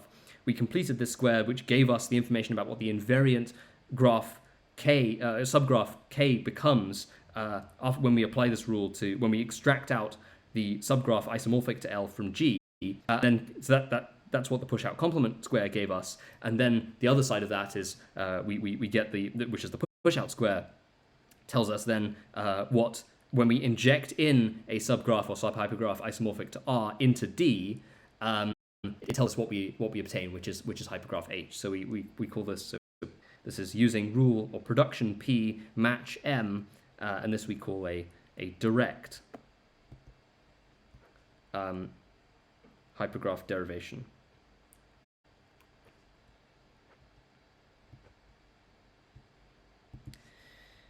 And so this is now this is sort of the formal way that we can define what we really mean when we talk about events or rewrites in something like a Wolfram model system. So what the multi-way system is telling us is really not just about individual hypergraph derivations, but about or direct hypergraph derivations, but about all hypergraph transformations or all hypergraph derivations. So if we have an initial hypergraph G0 and a final hypergraph sort of Gn, then we can take the reflexive transitive closure of the derivation relation, and this is really kind of what the multi-way system is talking about, right? This is what converts our graph rewriting system into an abstract rewriting system.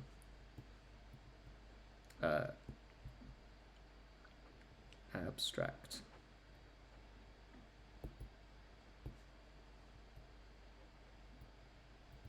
rewriting system. Now, there's a bunch of additional technical detail. I mean, like you can't do this kind of DPO in arbitrary categories. You have to have a category that has some property like adhesivity, or at the very least something like selective or partial adhesivity. And it may become relevant, but so I may discuss those things in more detail later. But an important point to make is that then our sort of naive definition of causality that we gave over here has a very concrete sort of instantiation in this formalism. So if we have a pair of hypergraph productions, L1, let's do L1, K1, R1, R1, and P2 being L2, L2, K2, R2, R2. This idea of the input of production P, the output of production P1, well, that we can ascertain just by taking effectively the set minus of the left-hand side of the rule minus the invariant subgraph, the interface graph, or the right-hand side of the rule minus the invariant subgraph, the interface graph. So we're really asking, so the input, so in this formalization, the input of event P2 is just going to be L2 minus K2, and the output of P1 is going to be, that's going to be R1, R1 minus K1. That's so because of the existence of this invariant subgraph, that takes care of a bunch of the symmetry problems with dangling hyperedges and stuff that we get with this naive definition. And so we can say that P1 and P2 are causally related if and only if L2 minus K2 intersect R1 minus K1 is not. And okay, that's a very set theoretic definition, although it made use of some compositional formalism. There's undoubtedly a nicer way to formulate that in terms of things like categorical products, or possibly and possibly categorical coproducts or quotients and things. Again, that's one of the things I want to try to figure out throughout the course of this project. And then the idea is that this forms essentially something that subject to this definition, we get something that should obey the axioms of a partial order. And okay, I might try to illustrate how that might work in just a moment. Take another look at the Twitch chat. So, category theory, NLab. Jonathan is cosplaying Ned Flanders. I guess maybe the sweater is a bit similar. Yeah. I haven't been saying howdy doody enough. Or I can't remember what else Ned Flanders says. I'll try to grow a mustache for next stream. It's a good idea. Explains the American pronunciations. I also haven't been quite so devoutly religious, although I can start if I want. I feel so grateful to live in a universe where people don't understand, care, and reason about action. We'll take it to the next level very soon. That's a very pessimistic. I mean, that's probably true, and to an extent, AI probably already has, but who cares? day by day, more and more. We should be streaming simultaneously on YouTube and maybe Twitter Live. I did consider this.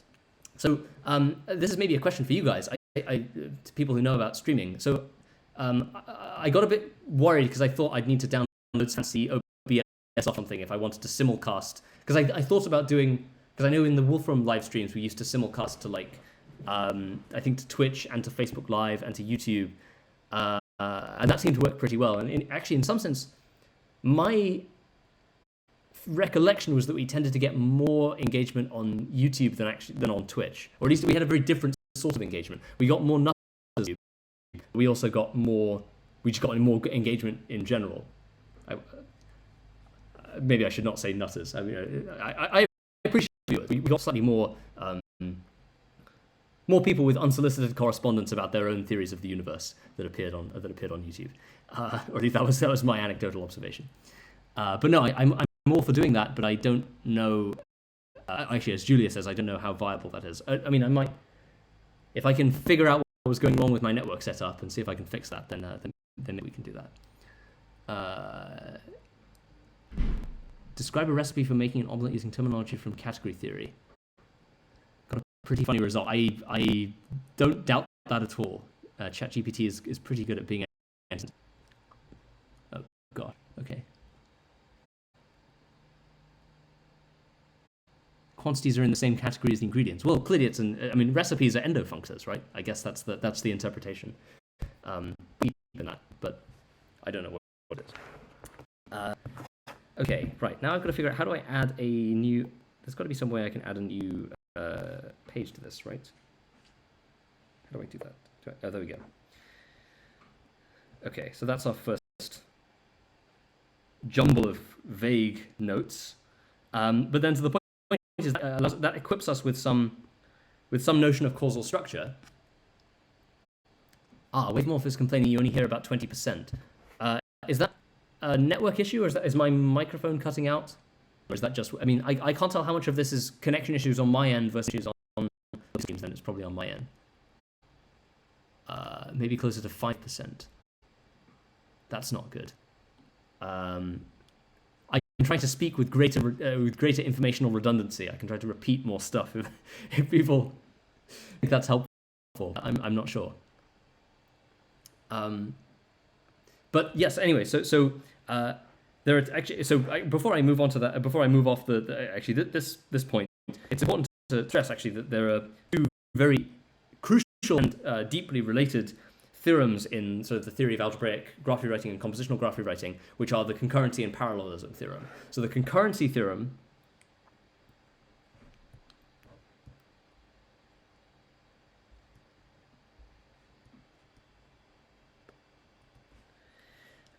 is the thing that says, so if we've got two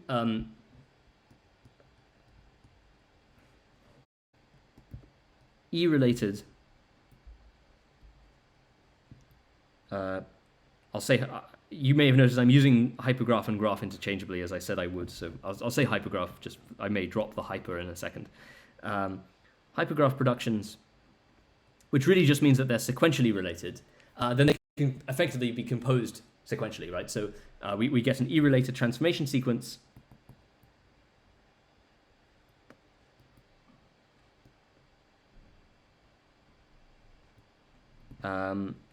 Transformation sequence G goes to H goes to G prime. So that would be, P1 takes us there, P2 takes us there. So then the point is that we can obtain what we might call an E-concurrent production, sequentially concurrent,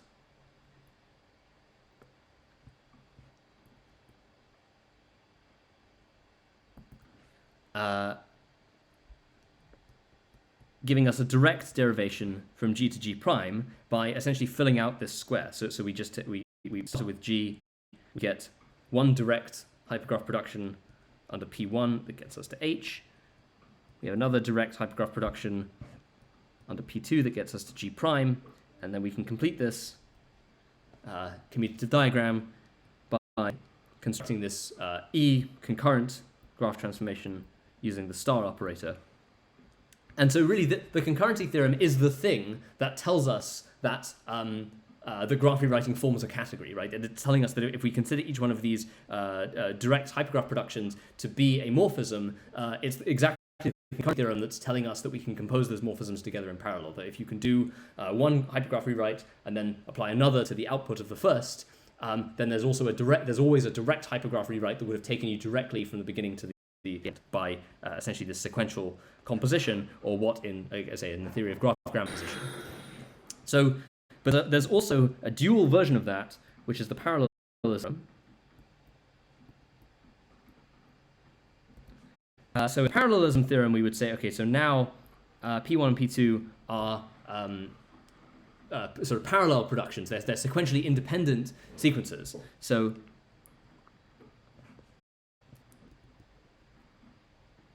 are sequentially independent.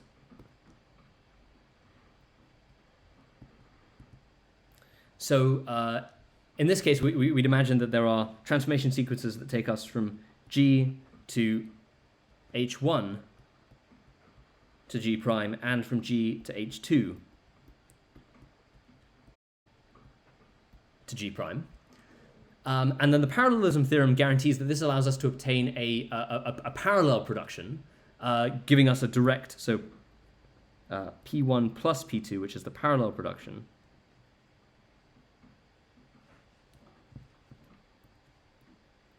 or the parallel derivation, which gets us directly from G to G prime. So, and that, if we think about that diagrammatically, all that's happening here is we're filling out this diagram. So we start with G, we've got one side of this diamond that takes us to H1, that would be under P1. Oh yeah, sorry, I should have said this is, so we've got P1, P2, and this is sort of P2, 1. So drawing this out as a diagram, we get P1, P2. On that side, we've got P2, P1 on this side. We've got G prime at the bottom. And so all that the parallelism theorem is saying is that this diagram commutes. And so that in particular, there's a morphism in the middle here that completes the commutative diamond, and that is the parallel production P1 plus P2. So if the concurrency theorem is telling us that hypergraph rewrites form a category, then it's the parallelism theorem that's telling us that hypergraph rewrites form a monoidal category, right? So the P1 plus P2, the parallel composition of hypergraph derivations, is the thing that equips this thing with a tensor product structure. Okay, so I just want to get that out of the way into the connection, how we can go about deriving causal semantics out of this in a more concrete way than we've done here. Before I do that, though, I should just clarify. I said I would clarify what I meant by when we were talking about double pushouts and double pushouting. So, and in particular, what universal property these pushout squares satisfy. So, when I show something like this pushout square here or this pushout square here, what is this really signifying? So, the point is, if we take a span of, well, actually any span, but in this case, a span of monomorphisms. So, if we take two morphisms F and G that have a common domain object T that forms a span.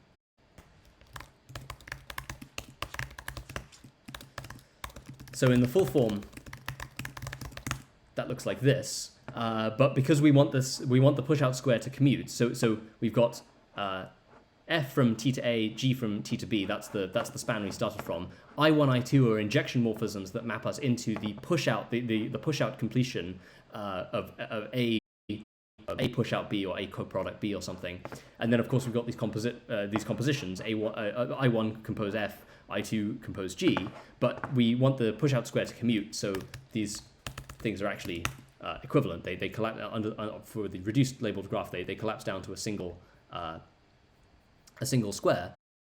So in fact we can get out the equations that characterize that. So we know, by virtue of this being a commutative square, we know that I1 compose F has to equal I2 compose G. So that's the first feature of one of these pushouts. But the other feature, which hopefully is quite intuitive given how I drew this picture, but the other feature that I mentioned is that it satisfies a universal property that effectively, in some sense, formalizes the idea that this object is the most general such object, and these injection morphisms are the most general such morphisms that you could have used to complete that span into a commutative square, or at least up to a natural isomorphism, and that's characterized in this universal property. So if I take universal full labeled graph, so this is the graph that characterizes that universal property. So here we're saying, so here we've got, I appreciate this is a little bit hard to read, but here the original push out square we started from, but we've also just this T, A, B, and then A coproduct B. But we've also now got this universally quantified object Q. So here what we're saying is any other object Q that could have been used instead of A coproduct B, that would have also completed this square, would have also completed this diagram into a commutative square.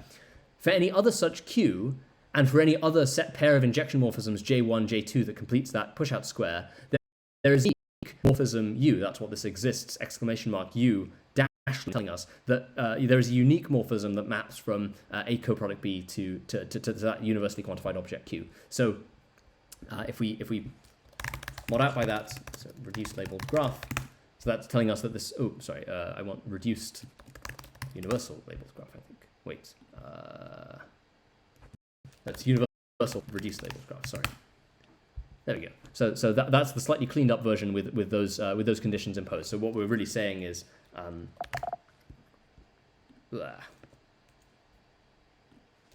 push out, universal push out equations. So I1 compose F equals I2 compose G. That's just the condition of it of the original push-out square being commutative that we had up here. And then these are universally quantified conditions saying that so if a pair of injection morphisms would have caused this diagram to commute, there exists some unique morphism U mapping from the original push-out object we had, the universal one, to this universally quantified Q that causes that square to commute. That's what this thing is saying. So that's really what underneath the hood, so to speak, that's really what's going on when we draw out these push-out diagrams. So we're dealing with the most general way of commute. It's general that this universal property is being satisfied. So this is really what underlies the algebra of hypergraph rewriting in some rather deep sense. Okay, hang on. Let's see.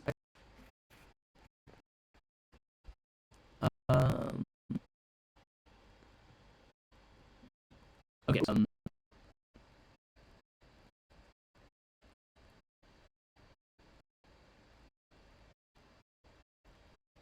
John Blake, yes, I did get your email. I haven't responded yet, but receive it. I didn't.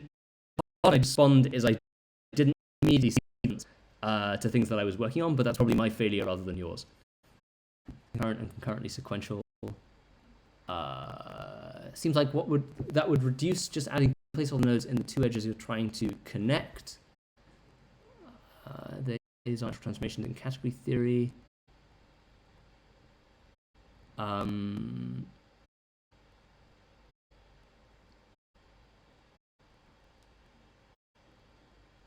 Okay, there's an extended discussion between John and Julia, which seemed to be reasonably productive. Thanks for the clarification. I remember when Jonathan was teaching on a stream. Yeah, we should do Stephen and I should do a follow-up of that category theory stream at some point. That was quite fun. I'm not sure if anything much relates to me.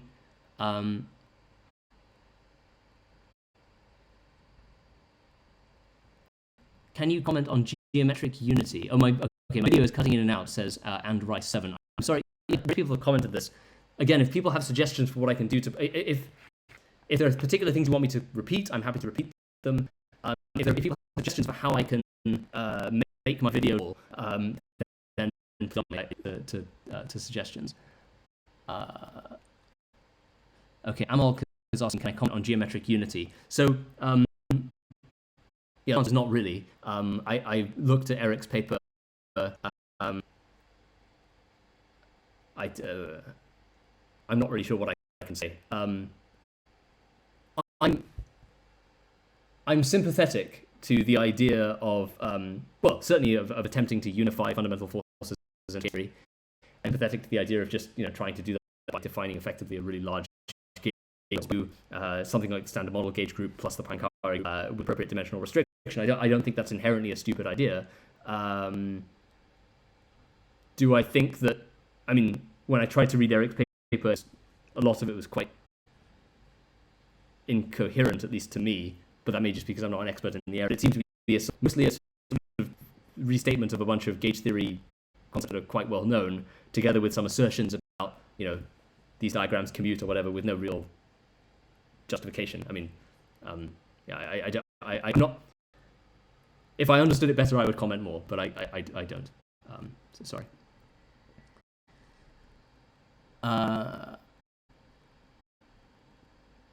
Maybe the load on the bandwidth is degrading the quality. That's an interesting question. Yeah, I mean, that probably is what's happening. I don't know. I mean, I could try disabling my video. That might work. It's tell me if it's tolerable. Then we can try to proceed. Also, I mean, as I say, I don't really have a hard limit. I sort of had a vague limit of. I had a vague picture in my head that we were gonna stream for 2.5 to 3 hours, because that's usually about 10 minutes.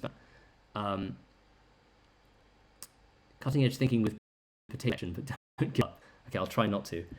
Okay, hang on. Actually, just to test your hypothesis, let's try disconnecting. Does the video quality suddenly improve if I'm no longer streaming from the tablet? Just on my icon, it seems to be a bit smoother, but that may not be an indication of anything.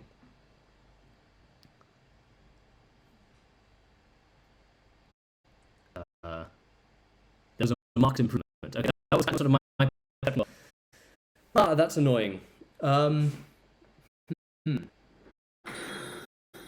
Okay, well, I can try just not doing any tablet-related stuff for a bit until we. Okay, so maybe next stream. Okay, before next stream, I'll try to bug this problem. But okay, so that means we probably won't be able to do any live mathematics, which is a little bit frustrating. So, okay, what else could we do? We could maybe cover a little bit of. I'm not streaming from a tablet, Dugan. I was live casting a tablet to my lap, which is why I'm on, in order to do the live mathematics stuff. But we won't be able to do that without massive degrading video quality for people. I could disable the camera. Depends how much. Depends how much people view looking at my face as an important part of the live streaming experience. I genuinely don't. I can't imagine it's particularly valuable, but who knows? What could we do? What else could we do? I could try to give some indication of the relationship. Why I think the relationship to these algebras of place transition nets. So maybe if I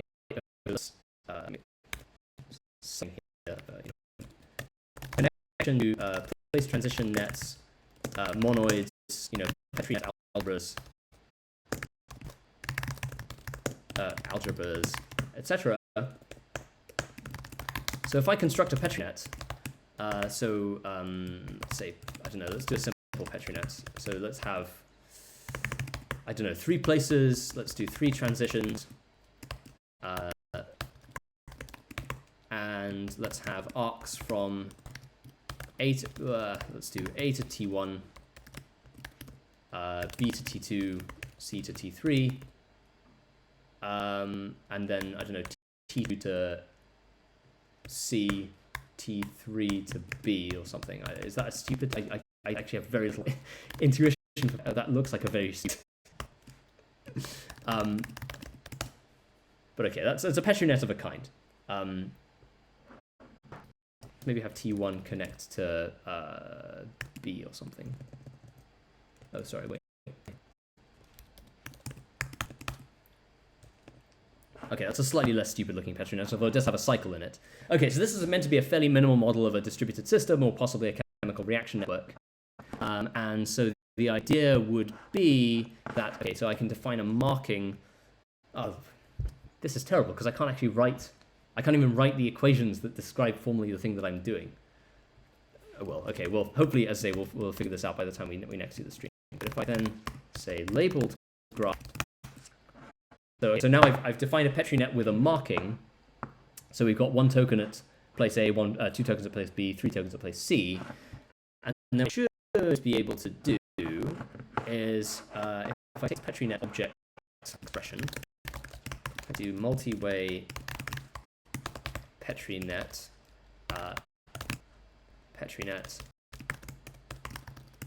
let's do one-step states graph. Got exercise 1, let's see if that works. Okay, right. We get some sort of evolution happening, maybe. Okay, it's slow. Let's. Usually, what helps is if I reduce the number of tokens. Let's just do 2 on place A and none on the other 2. Let's see if that changes. I think. Okay, that's a little bit better. Right. So there's our non-deterministic evolution of the Petri net. As I say, once I have ability to write mathematics again, I will describe. Maybe in a future stream, I'll describe more formally what's actually going on here. But this is the execution, the sort of non-deterministic execution semantics of a Petri net. So we start with these tokens at place A. Because there's only one arc leading into transition T, as long as there's at least one token at place A, then this transition will fire, moving the corresponding token to position B. So the transition firings here are highlighted in red, and then we can get a causal structure out of this, presumably. Evolution causal graph. It may not be the most helpful thing to visualize, but anyway, so viewing this as a distributed, so in a concurrency model or something, these tokens would be representing, they'd be representing packets or something. The places represent individual network nodes. The transitions would be like routers that are responsible for moving those tokens through the network. And then here's also that deterministic evolution. Whereas for something like a chemical reaction, each one of these tokens would now be like a chemical species. Then the arc relations are essentially defining the stoichiometric relations between these different chemical reactions. The different places are different states that those chemical species can be in. For instance, different compounds that can exist, and the transitions would then be different reactions that can either be enabled or not enabled based on those flow relations. So we can get a causal structure out of Petri net evolution like this, and it's known to a certain extent that there are some formal, rather deep formal similarities between these place transition systems, PT networks, and the theory of algebraic graph rewriting, the theory of graph grammars. Where, as I understand it, the basic idea would be that these tokens in the Petri net act like individual edges or hyperedges in a Wolfram model system. The places are like edges or hyperedges that match a given pattern, and then the transitions are like the rewriting events. So if you have enough tokens or enough edges that match a given pattern, then a rewriting event becomes enabled and therefore can fire, and the rewrite. So that's a bit like the match M that we had in the definition of a double push-out rewrite. And then I think there should be, as I understand, a complete description of the execution semantics of one of these Petri nets or a place transition net in terms of the same kind of double push-out rewriting that we saw for the case of graph algebras. But one thing I would really like to do, although it looks like because I can't show the tablet screen, we won't be able to do it in this stream, is see if we can figure out how that works in a bit more detail and figure out whether the kind of monoid structure that people like Mesegua and Montanari have found for place transition nets, whether we can import that over to equip our multi-way systems, for instance, the generated by Wolfram model rewriting with the additional algebraic structure that we get from implementing things like step sequences and occurrence sequences.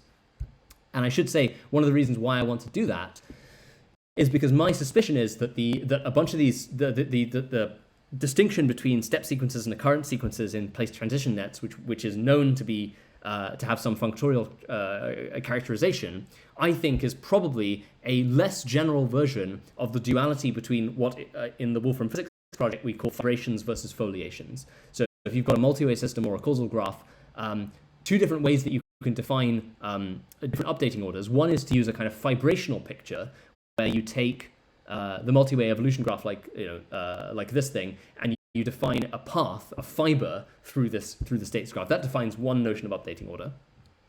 But you can also define a foliational version of the same thing, where you take the overall causal graph, and you foliate it into the discrete analog of space-like hypersurfaces. So you choose some maximal space-like separated collection of events, and you choose to apply those in parallel. And we know that in the physics case, there's some duality, there's some core duality there between the causal foliational picture and the multi-wave vibrational picture. I suspect that this is related to this duality that we know exists in place transition networks between step sequences and occurrence sequences, where I forget which way around it is, but the idea is, so your step sequences versus occurrence sequences versus, I think they're called unfoldings in both graph grammars and in PT nets. But the idea there is that in one case you're taking interleavings of individual transition firings. So that would be like the vibrational picture. But in the other extreme, you're taking interleavings of multi-sets of transition firings, and that would be like the foliational picture. But the point is, those multi-sets don't have to be maximal. They don't have to be maximal length anti-chains in the partial order. And so one exciting idea is that by using the same algebraic semantics that Montanari and Megu and people have developed for it's over here for step sequences versus sequences, we may have some generalization of the duality between fibrations and foliations in Wolfram model systems, where in a sense you've got fibrations which are like the multi-sets of transition firings are of maximal size. You've got the foliations where they're of maximal size. You've got fibrations where the multi-sets of transition firings are of minimal size. They are just a single event. And then you've got this whole kind of intermediate space where you have multi-sets of intermediate size. And if I'm right about this sort of duality being a special case of this kind of more general multi-way SMC duality, then that should allow us to define this whole intermediate set of concepts between fibrations and foliations. And that's interesting for a bunch of reasons. One of which is that in work that we've done on making connections with things like categorical quantum mechanics and algebraic quantum field theory, it seems to be the case that in general, the fibrational picture gives you something akin to the Schrödinger picture of quantum mechanics, or or if you like, the functorial picture of quantum field theory. The foliational picture gives you something akin to the Heisenberg picture, or the algebraic of quantum mechanics, or the algebraic picture of quantum field theory.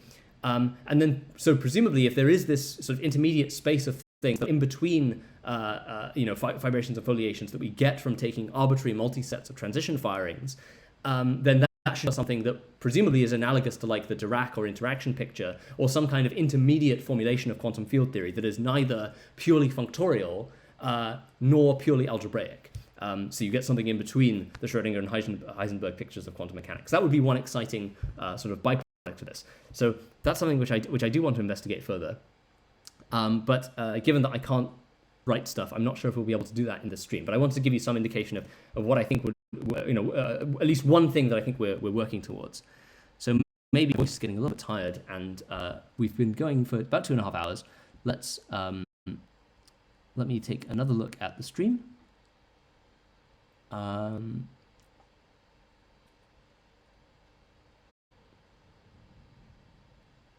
Okay, we need to see the Ned Flanders cosplay. I don't think camera's going to make any change. Yeah, that's kind of my impression too. I don't think that's the limiting factor of the bitrate.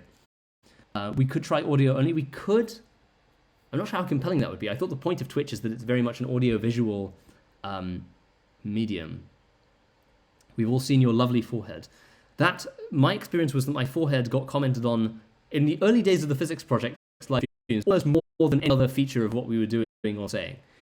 A lot. It's where I first learned the word five-head was through Twitch. So I have thank you to the Twitch community for introducing me to such vocabulary. Okay, facial expressions are important. If you're sending a smaller image, yeah, maybe I should do that. Okay, I think I did set it up so that I'm currently streaming the entire screen. But okay, next time I'll try and I intend to do a few of these, right? So we can tweak this as we go. But yeah, I agree. Reducing the total number of pixels, I said, probably a good idea. You want to see the screenshot dump folder. That's highly classified. No, I mean, for somebody like Mac OS X, if you take a screenshot automatically dumps it on the desktop. So generally what happens is my desktop gradually accumulates with just random screenshots that I've taken. And so at a certain point, I decide I'm just going to highlight everything. I'm going to stick it in the screenshot dump folder. I should probably delete them because I never use them, but I'm a bit of a hoarder data-wise. I always worry that I'm going to lose something vital. Can you comment on Chern-Simons theory or any post-Einsteinian physics models? I mean, I don't know what you mean by post-Einsteinian. I mean, everything I've been talking about relating to quantum field theory and quantum gravity is post-Einsteinian in the sense that I suppose it goes beyond GR.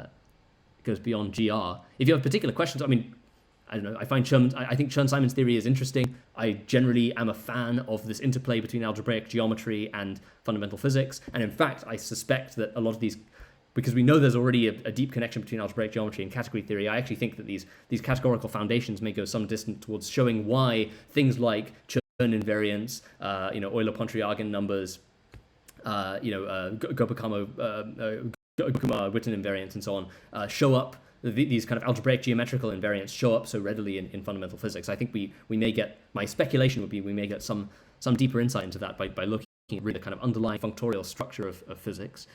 But apart from that, if you have particular questions, I can try and, but I think it feels a bit too general for me to really address. Lovely voice, but let me hear small to medium snippet every 5 to 20 seconds. Yeah, okay, people are commenting that the audio is probably not as bad as the video. That's probably good. I think the video you can probably afford to lose a few frames every now and then. The audio, that's more of a problem. So Wavemorph, maybe I don't. Interesting. So if other streams are working for you, Wavemorph, I don't know why this one is screwing up. But okay. Anyway, there's stuff I can experiment with. Yeah, Julia's reminding me that at the start I said I'd comment on the WPP. I forget who made that comment. Are they still in the chat? Because yeah, maybe that's the thing I should end on before, because I think we probably won't be able to go too much further on the content side until I debug this tablet bandwidth issue. So I'm sorry about that, but that's why we do these streams, right? To experiment, see what works with the setup. But yeah, okay, so hopefully whoever asked that. I think it was you. Was it not you, SL8RZ, who asked about the continuation of the physics project and stuff? I like your view on this.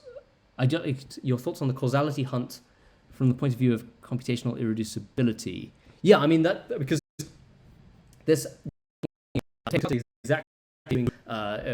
these formal definitions of computation and other people have worked on. Causality, I would say, probably to a very great extent, gives us at least some fundamental limit on how irreducible a computation can be, or possibly how much one possible interpretation of this conjecture is that it's some kind of measure of how much multi-computational irreducibility you trade off for computational irreducibility, or possibly the other way around. I don't know, but that's a good question. It's something we should hopefully find out more about. With regards to the physics project, okay, so basically, I mean, gosh, so the physics project started as, it was just this sort of thing that Stephen, myself, Max Piskunov, and later a sort of an increasing variety of people were working on. For most of us, it was kind of a thing that we did in addition to other stuff. Stephen is primarily CEO of Wolfram Research. I was, working on other research projects and things, and we had a bunch of affiliates who joined us, but most of them were students or postdocs or people who had others. So it was very much a kind of slightly dilettante project. And Stephen invested a bunch of time and a bunch of capital into getting the project off the ground and promoting a lot of these ideas and so on, which is sort of, that was what we worked on quite intensively behind the scenes in 2019, but particularly publicly in 2020, 2021. My view had always been that the kind of that the end game scenario of the success condition would be that these ideas from the WPP get embedded enough in academic systems in sort of more conventional scientific infrastructure that we have people who are get their master's degrees, get their PhDs, do postdocs, etc. on this kind of formalism, and so that was always that was the goal that I was working towards, and so I viewed the, if you like, the kind of public PR wrapper of the physics project, the Wolfram Physics website and all that other stuff, as a temporary thing. And then, for various reasons, I stepped back from the more public side of the project in 2021. Partly personal reasons, partly I just was a bit burned out, partly I had some fallings out with some people inside the project, not with Stephen, but with other people who are working on it. And it just felt like the right time for me to step back a bit from the more public side. But I kept working on these ideas. And so, as you've probably seen, hopefully some of you have seen that, I've been putting out papers on the Wolfram model formalism and stuff. It's just not really done under the banner of the Wolfram Physics project anymore. And then meanwhile, there was this effort to essentially repackage the PR side in this thing called the Wolfram Institute that was sort of set up after I stepped back. And so the Wolfram Institute has become the new banner under which I think a lot of the public relations side of things is, I know the Institute still does live streams and things. So a lot of the things that people probably associate with the early days of the physics project, where me and Stephen and other people were doing live streams in 2020, I think those are now being done, but under the banner of the Wolfram Institute. That's my understanding. Whereas I've been just sort of working on stuff more or less independently or with students and things, but not really under that banner. But so that's sort of the situation. I mean, Stephen and I don't know, we did a live stream on sort of numerical relativity stuff. There's this gravitas framework that I've been working on that sort of leverages a bunch of methods and ideas from the physics project to do more efficient numerical general relativity, more efficient simulations of the structure of space-time using hypergraph rewriting and related ideas. And so we Steve and I did a design stream on that. What would it be? About a month ago or so. We're supposed to be we were meant to be doing another one this week. That got rescheduled, but hopefully maybe in a week or so we'll do another one of those. So that's still going on. But I think that sort of intensiveness is probably not that intensiveness is probably not gonna come back immediately.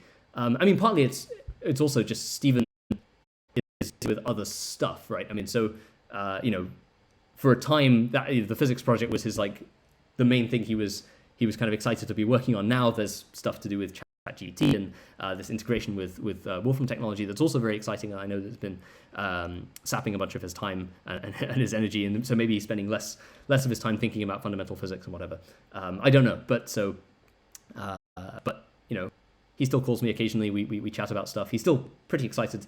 I mean, there's some new experimental results that are possibly coming out from the gravitas framework and to do with the sort of the fundamental structure of space-time and how we might be able to probe the discrete structure of space-time using things like astrophysical measures.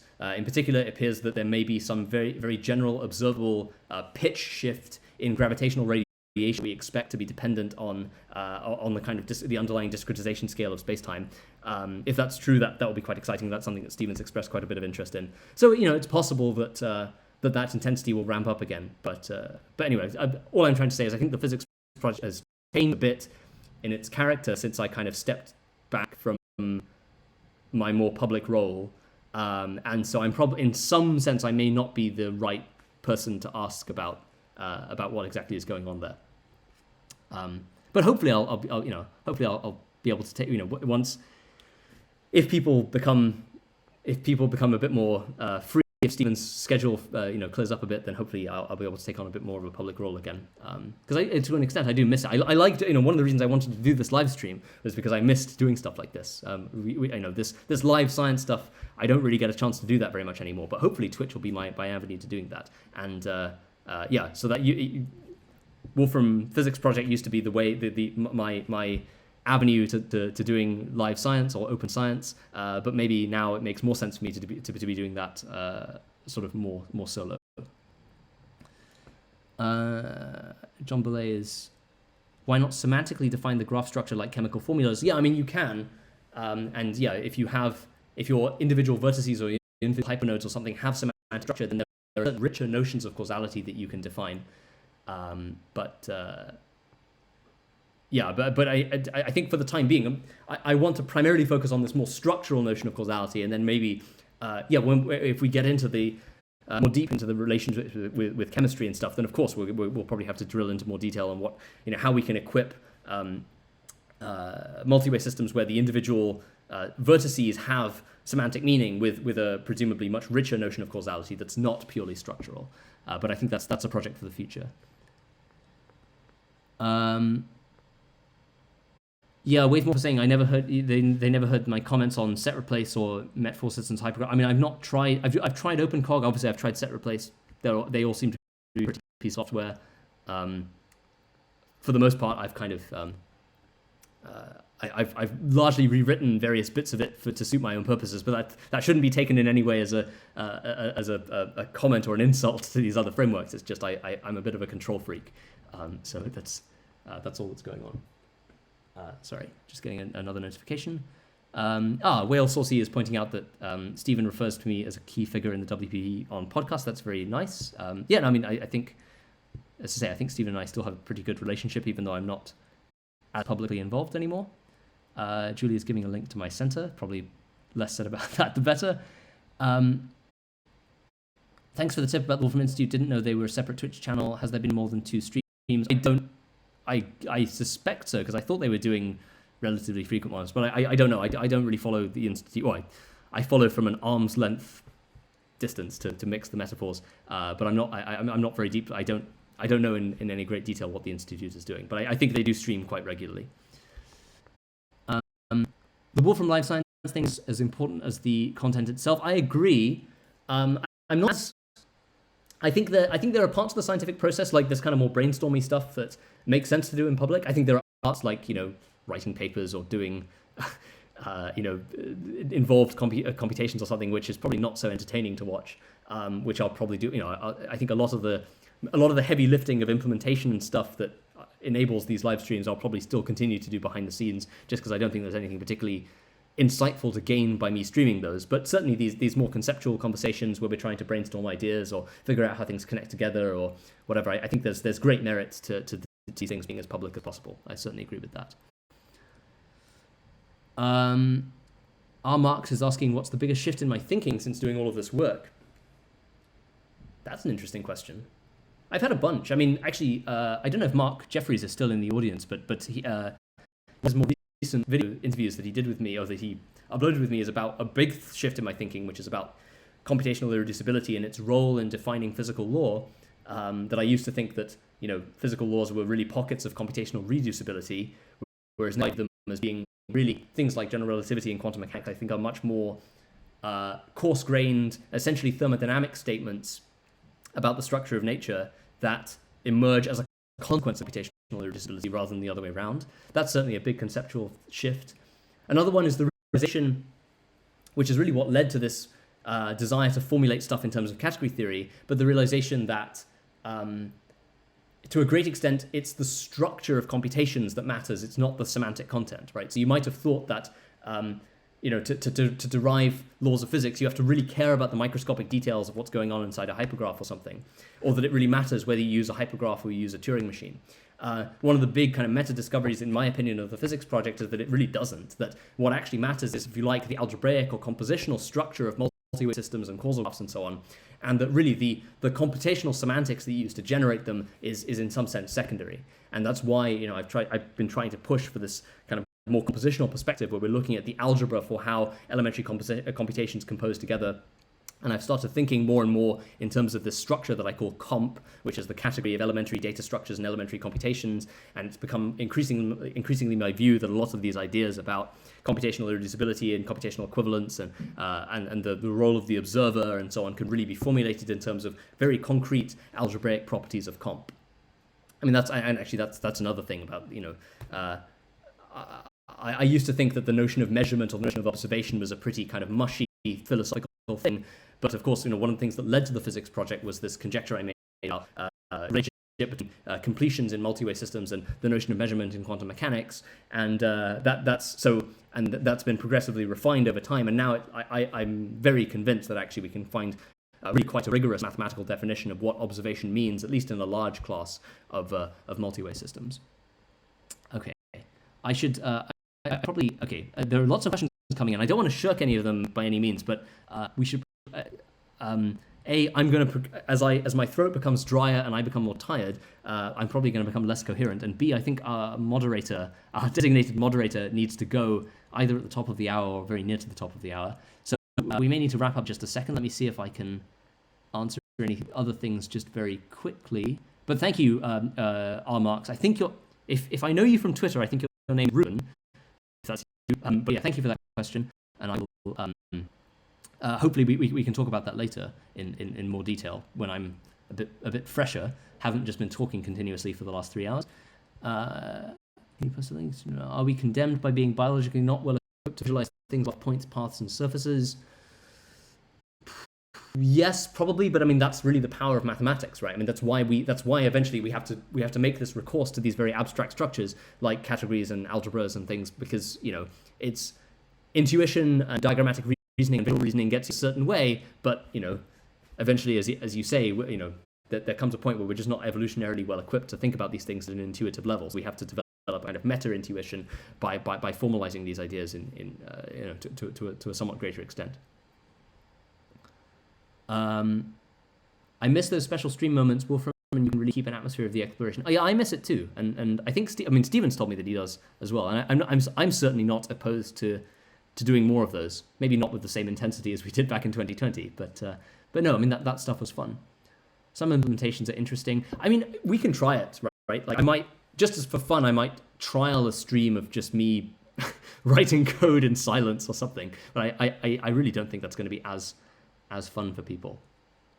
Wolfram is actually live now as well. That may be why I'm losing stream viewers. We went from 25 to 21. Maybe a bunch of people went to watch Steven. He's probably doing a live design review. As I say, I think I'm meant to be doing a live design review with Steven either later this week or sometime next week. So that should be fun. I'll maybe promote that when that happens. Have to run, but really enjoyed the stream. Thanks, Whale Saucy. It was good to have you. You asked very good questions. Okay, you're giving me suggestions for hardware to use next time. I will improve my setup. Don't worry. Can you comment on language compilers and quines? Yes, that's a good question. I don't have time or energy to do it justice here. But I will save your question and we will address it in the next stream. I like it when you take part in the engineering focus streams as well. Good. Okay. Well. Excellent. So we've learned some stuff about, I at least had fun. This was good. Thank you for being so interactive and participatory in the chat. This was great. Hopefully I communicated a bit about why why I'm interested in this project and what we will hopefully be achieving in the future. What we're working towards. We learned about what doesn't work with the setup, so we'll fix that for next time. Yeah, maybe later this week. Maybe not tomorrow, but sometime later this week, I'll try to do a second version of the stream, hopefully with an improved audiovisual setup. Regarding your process, there's value for others. Yeah, okay, all right, you've convinced me. We'll trial a stream that's maybe more boring, implementational focused. I may be able to do that for a lot longer because I won't be constantly talking and stuff. So it may not be as energy sapping as these more interactive streams are, but yeah, we'll see. My suspicion is there'll be less engagement, less interest, but that's not necessarily a bad thing. But yeah, okay. So thanks a lot for coming. I hope you had fun. Hope you learned stuff. I will do a dump save of all of the chat questions. I'll try to make this notebook available, by the way, for people who want it, and any papers and things that I referenced. I'll post those on, I don't know, Twitch or Twitter or something. I'll try to get those out to people somehow. Yeah, thanks a lot for tuning in, and we will hopefully see you soon. All right. Bye. Have a great rest of the week.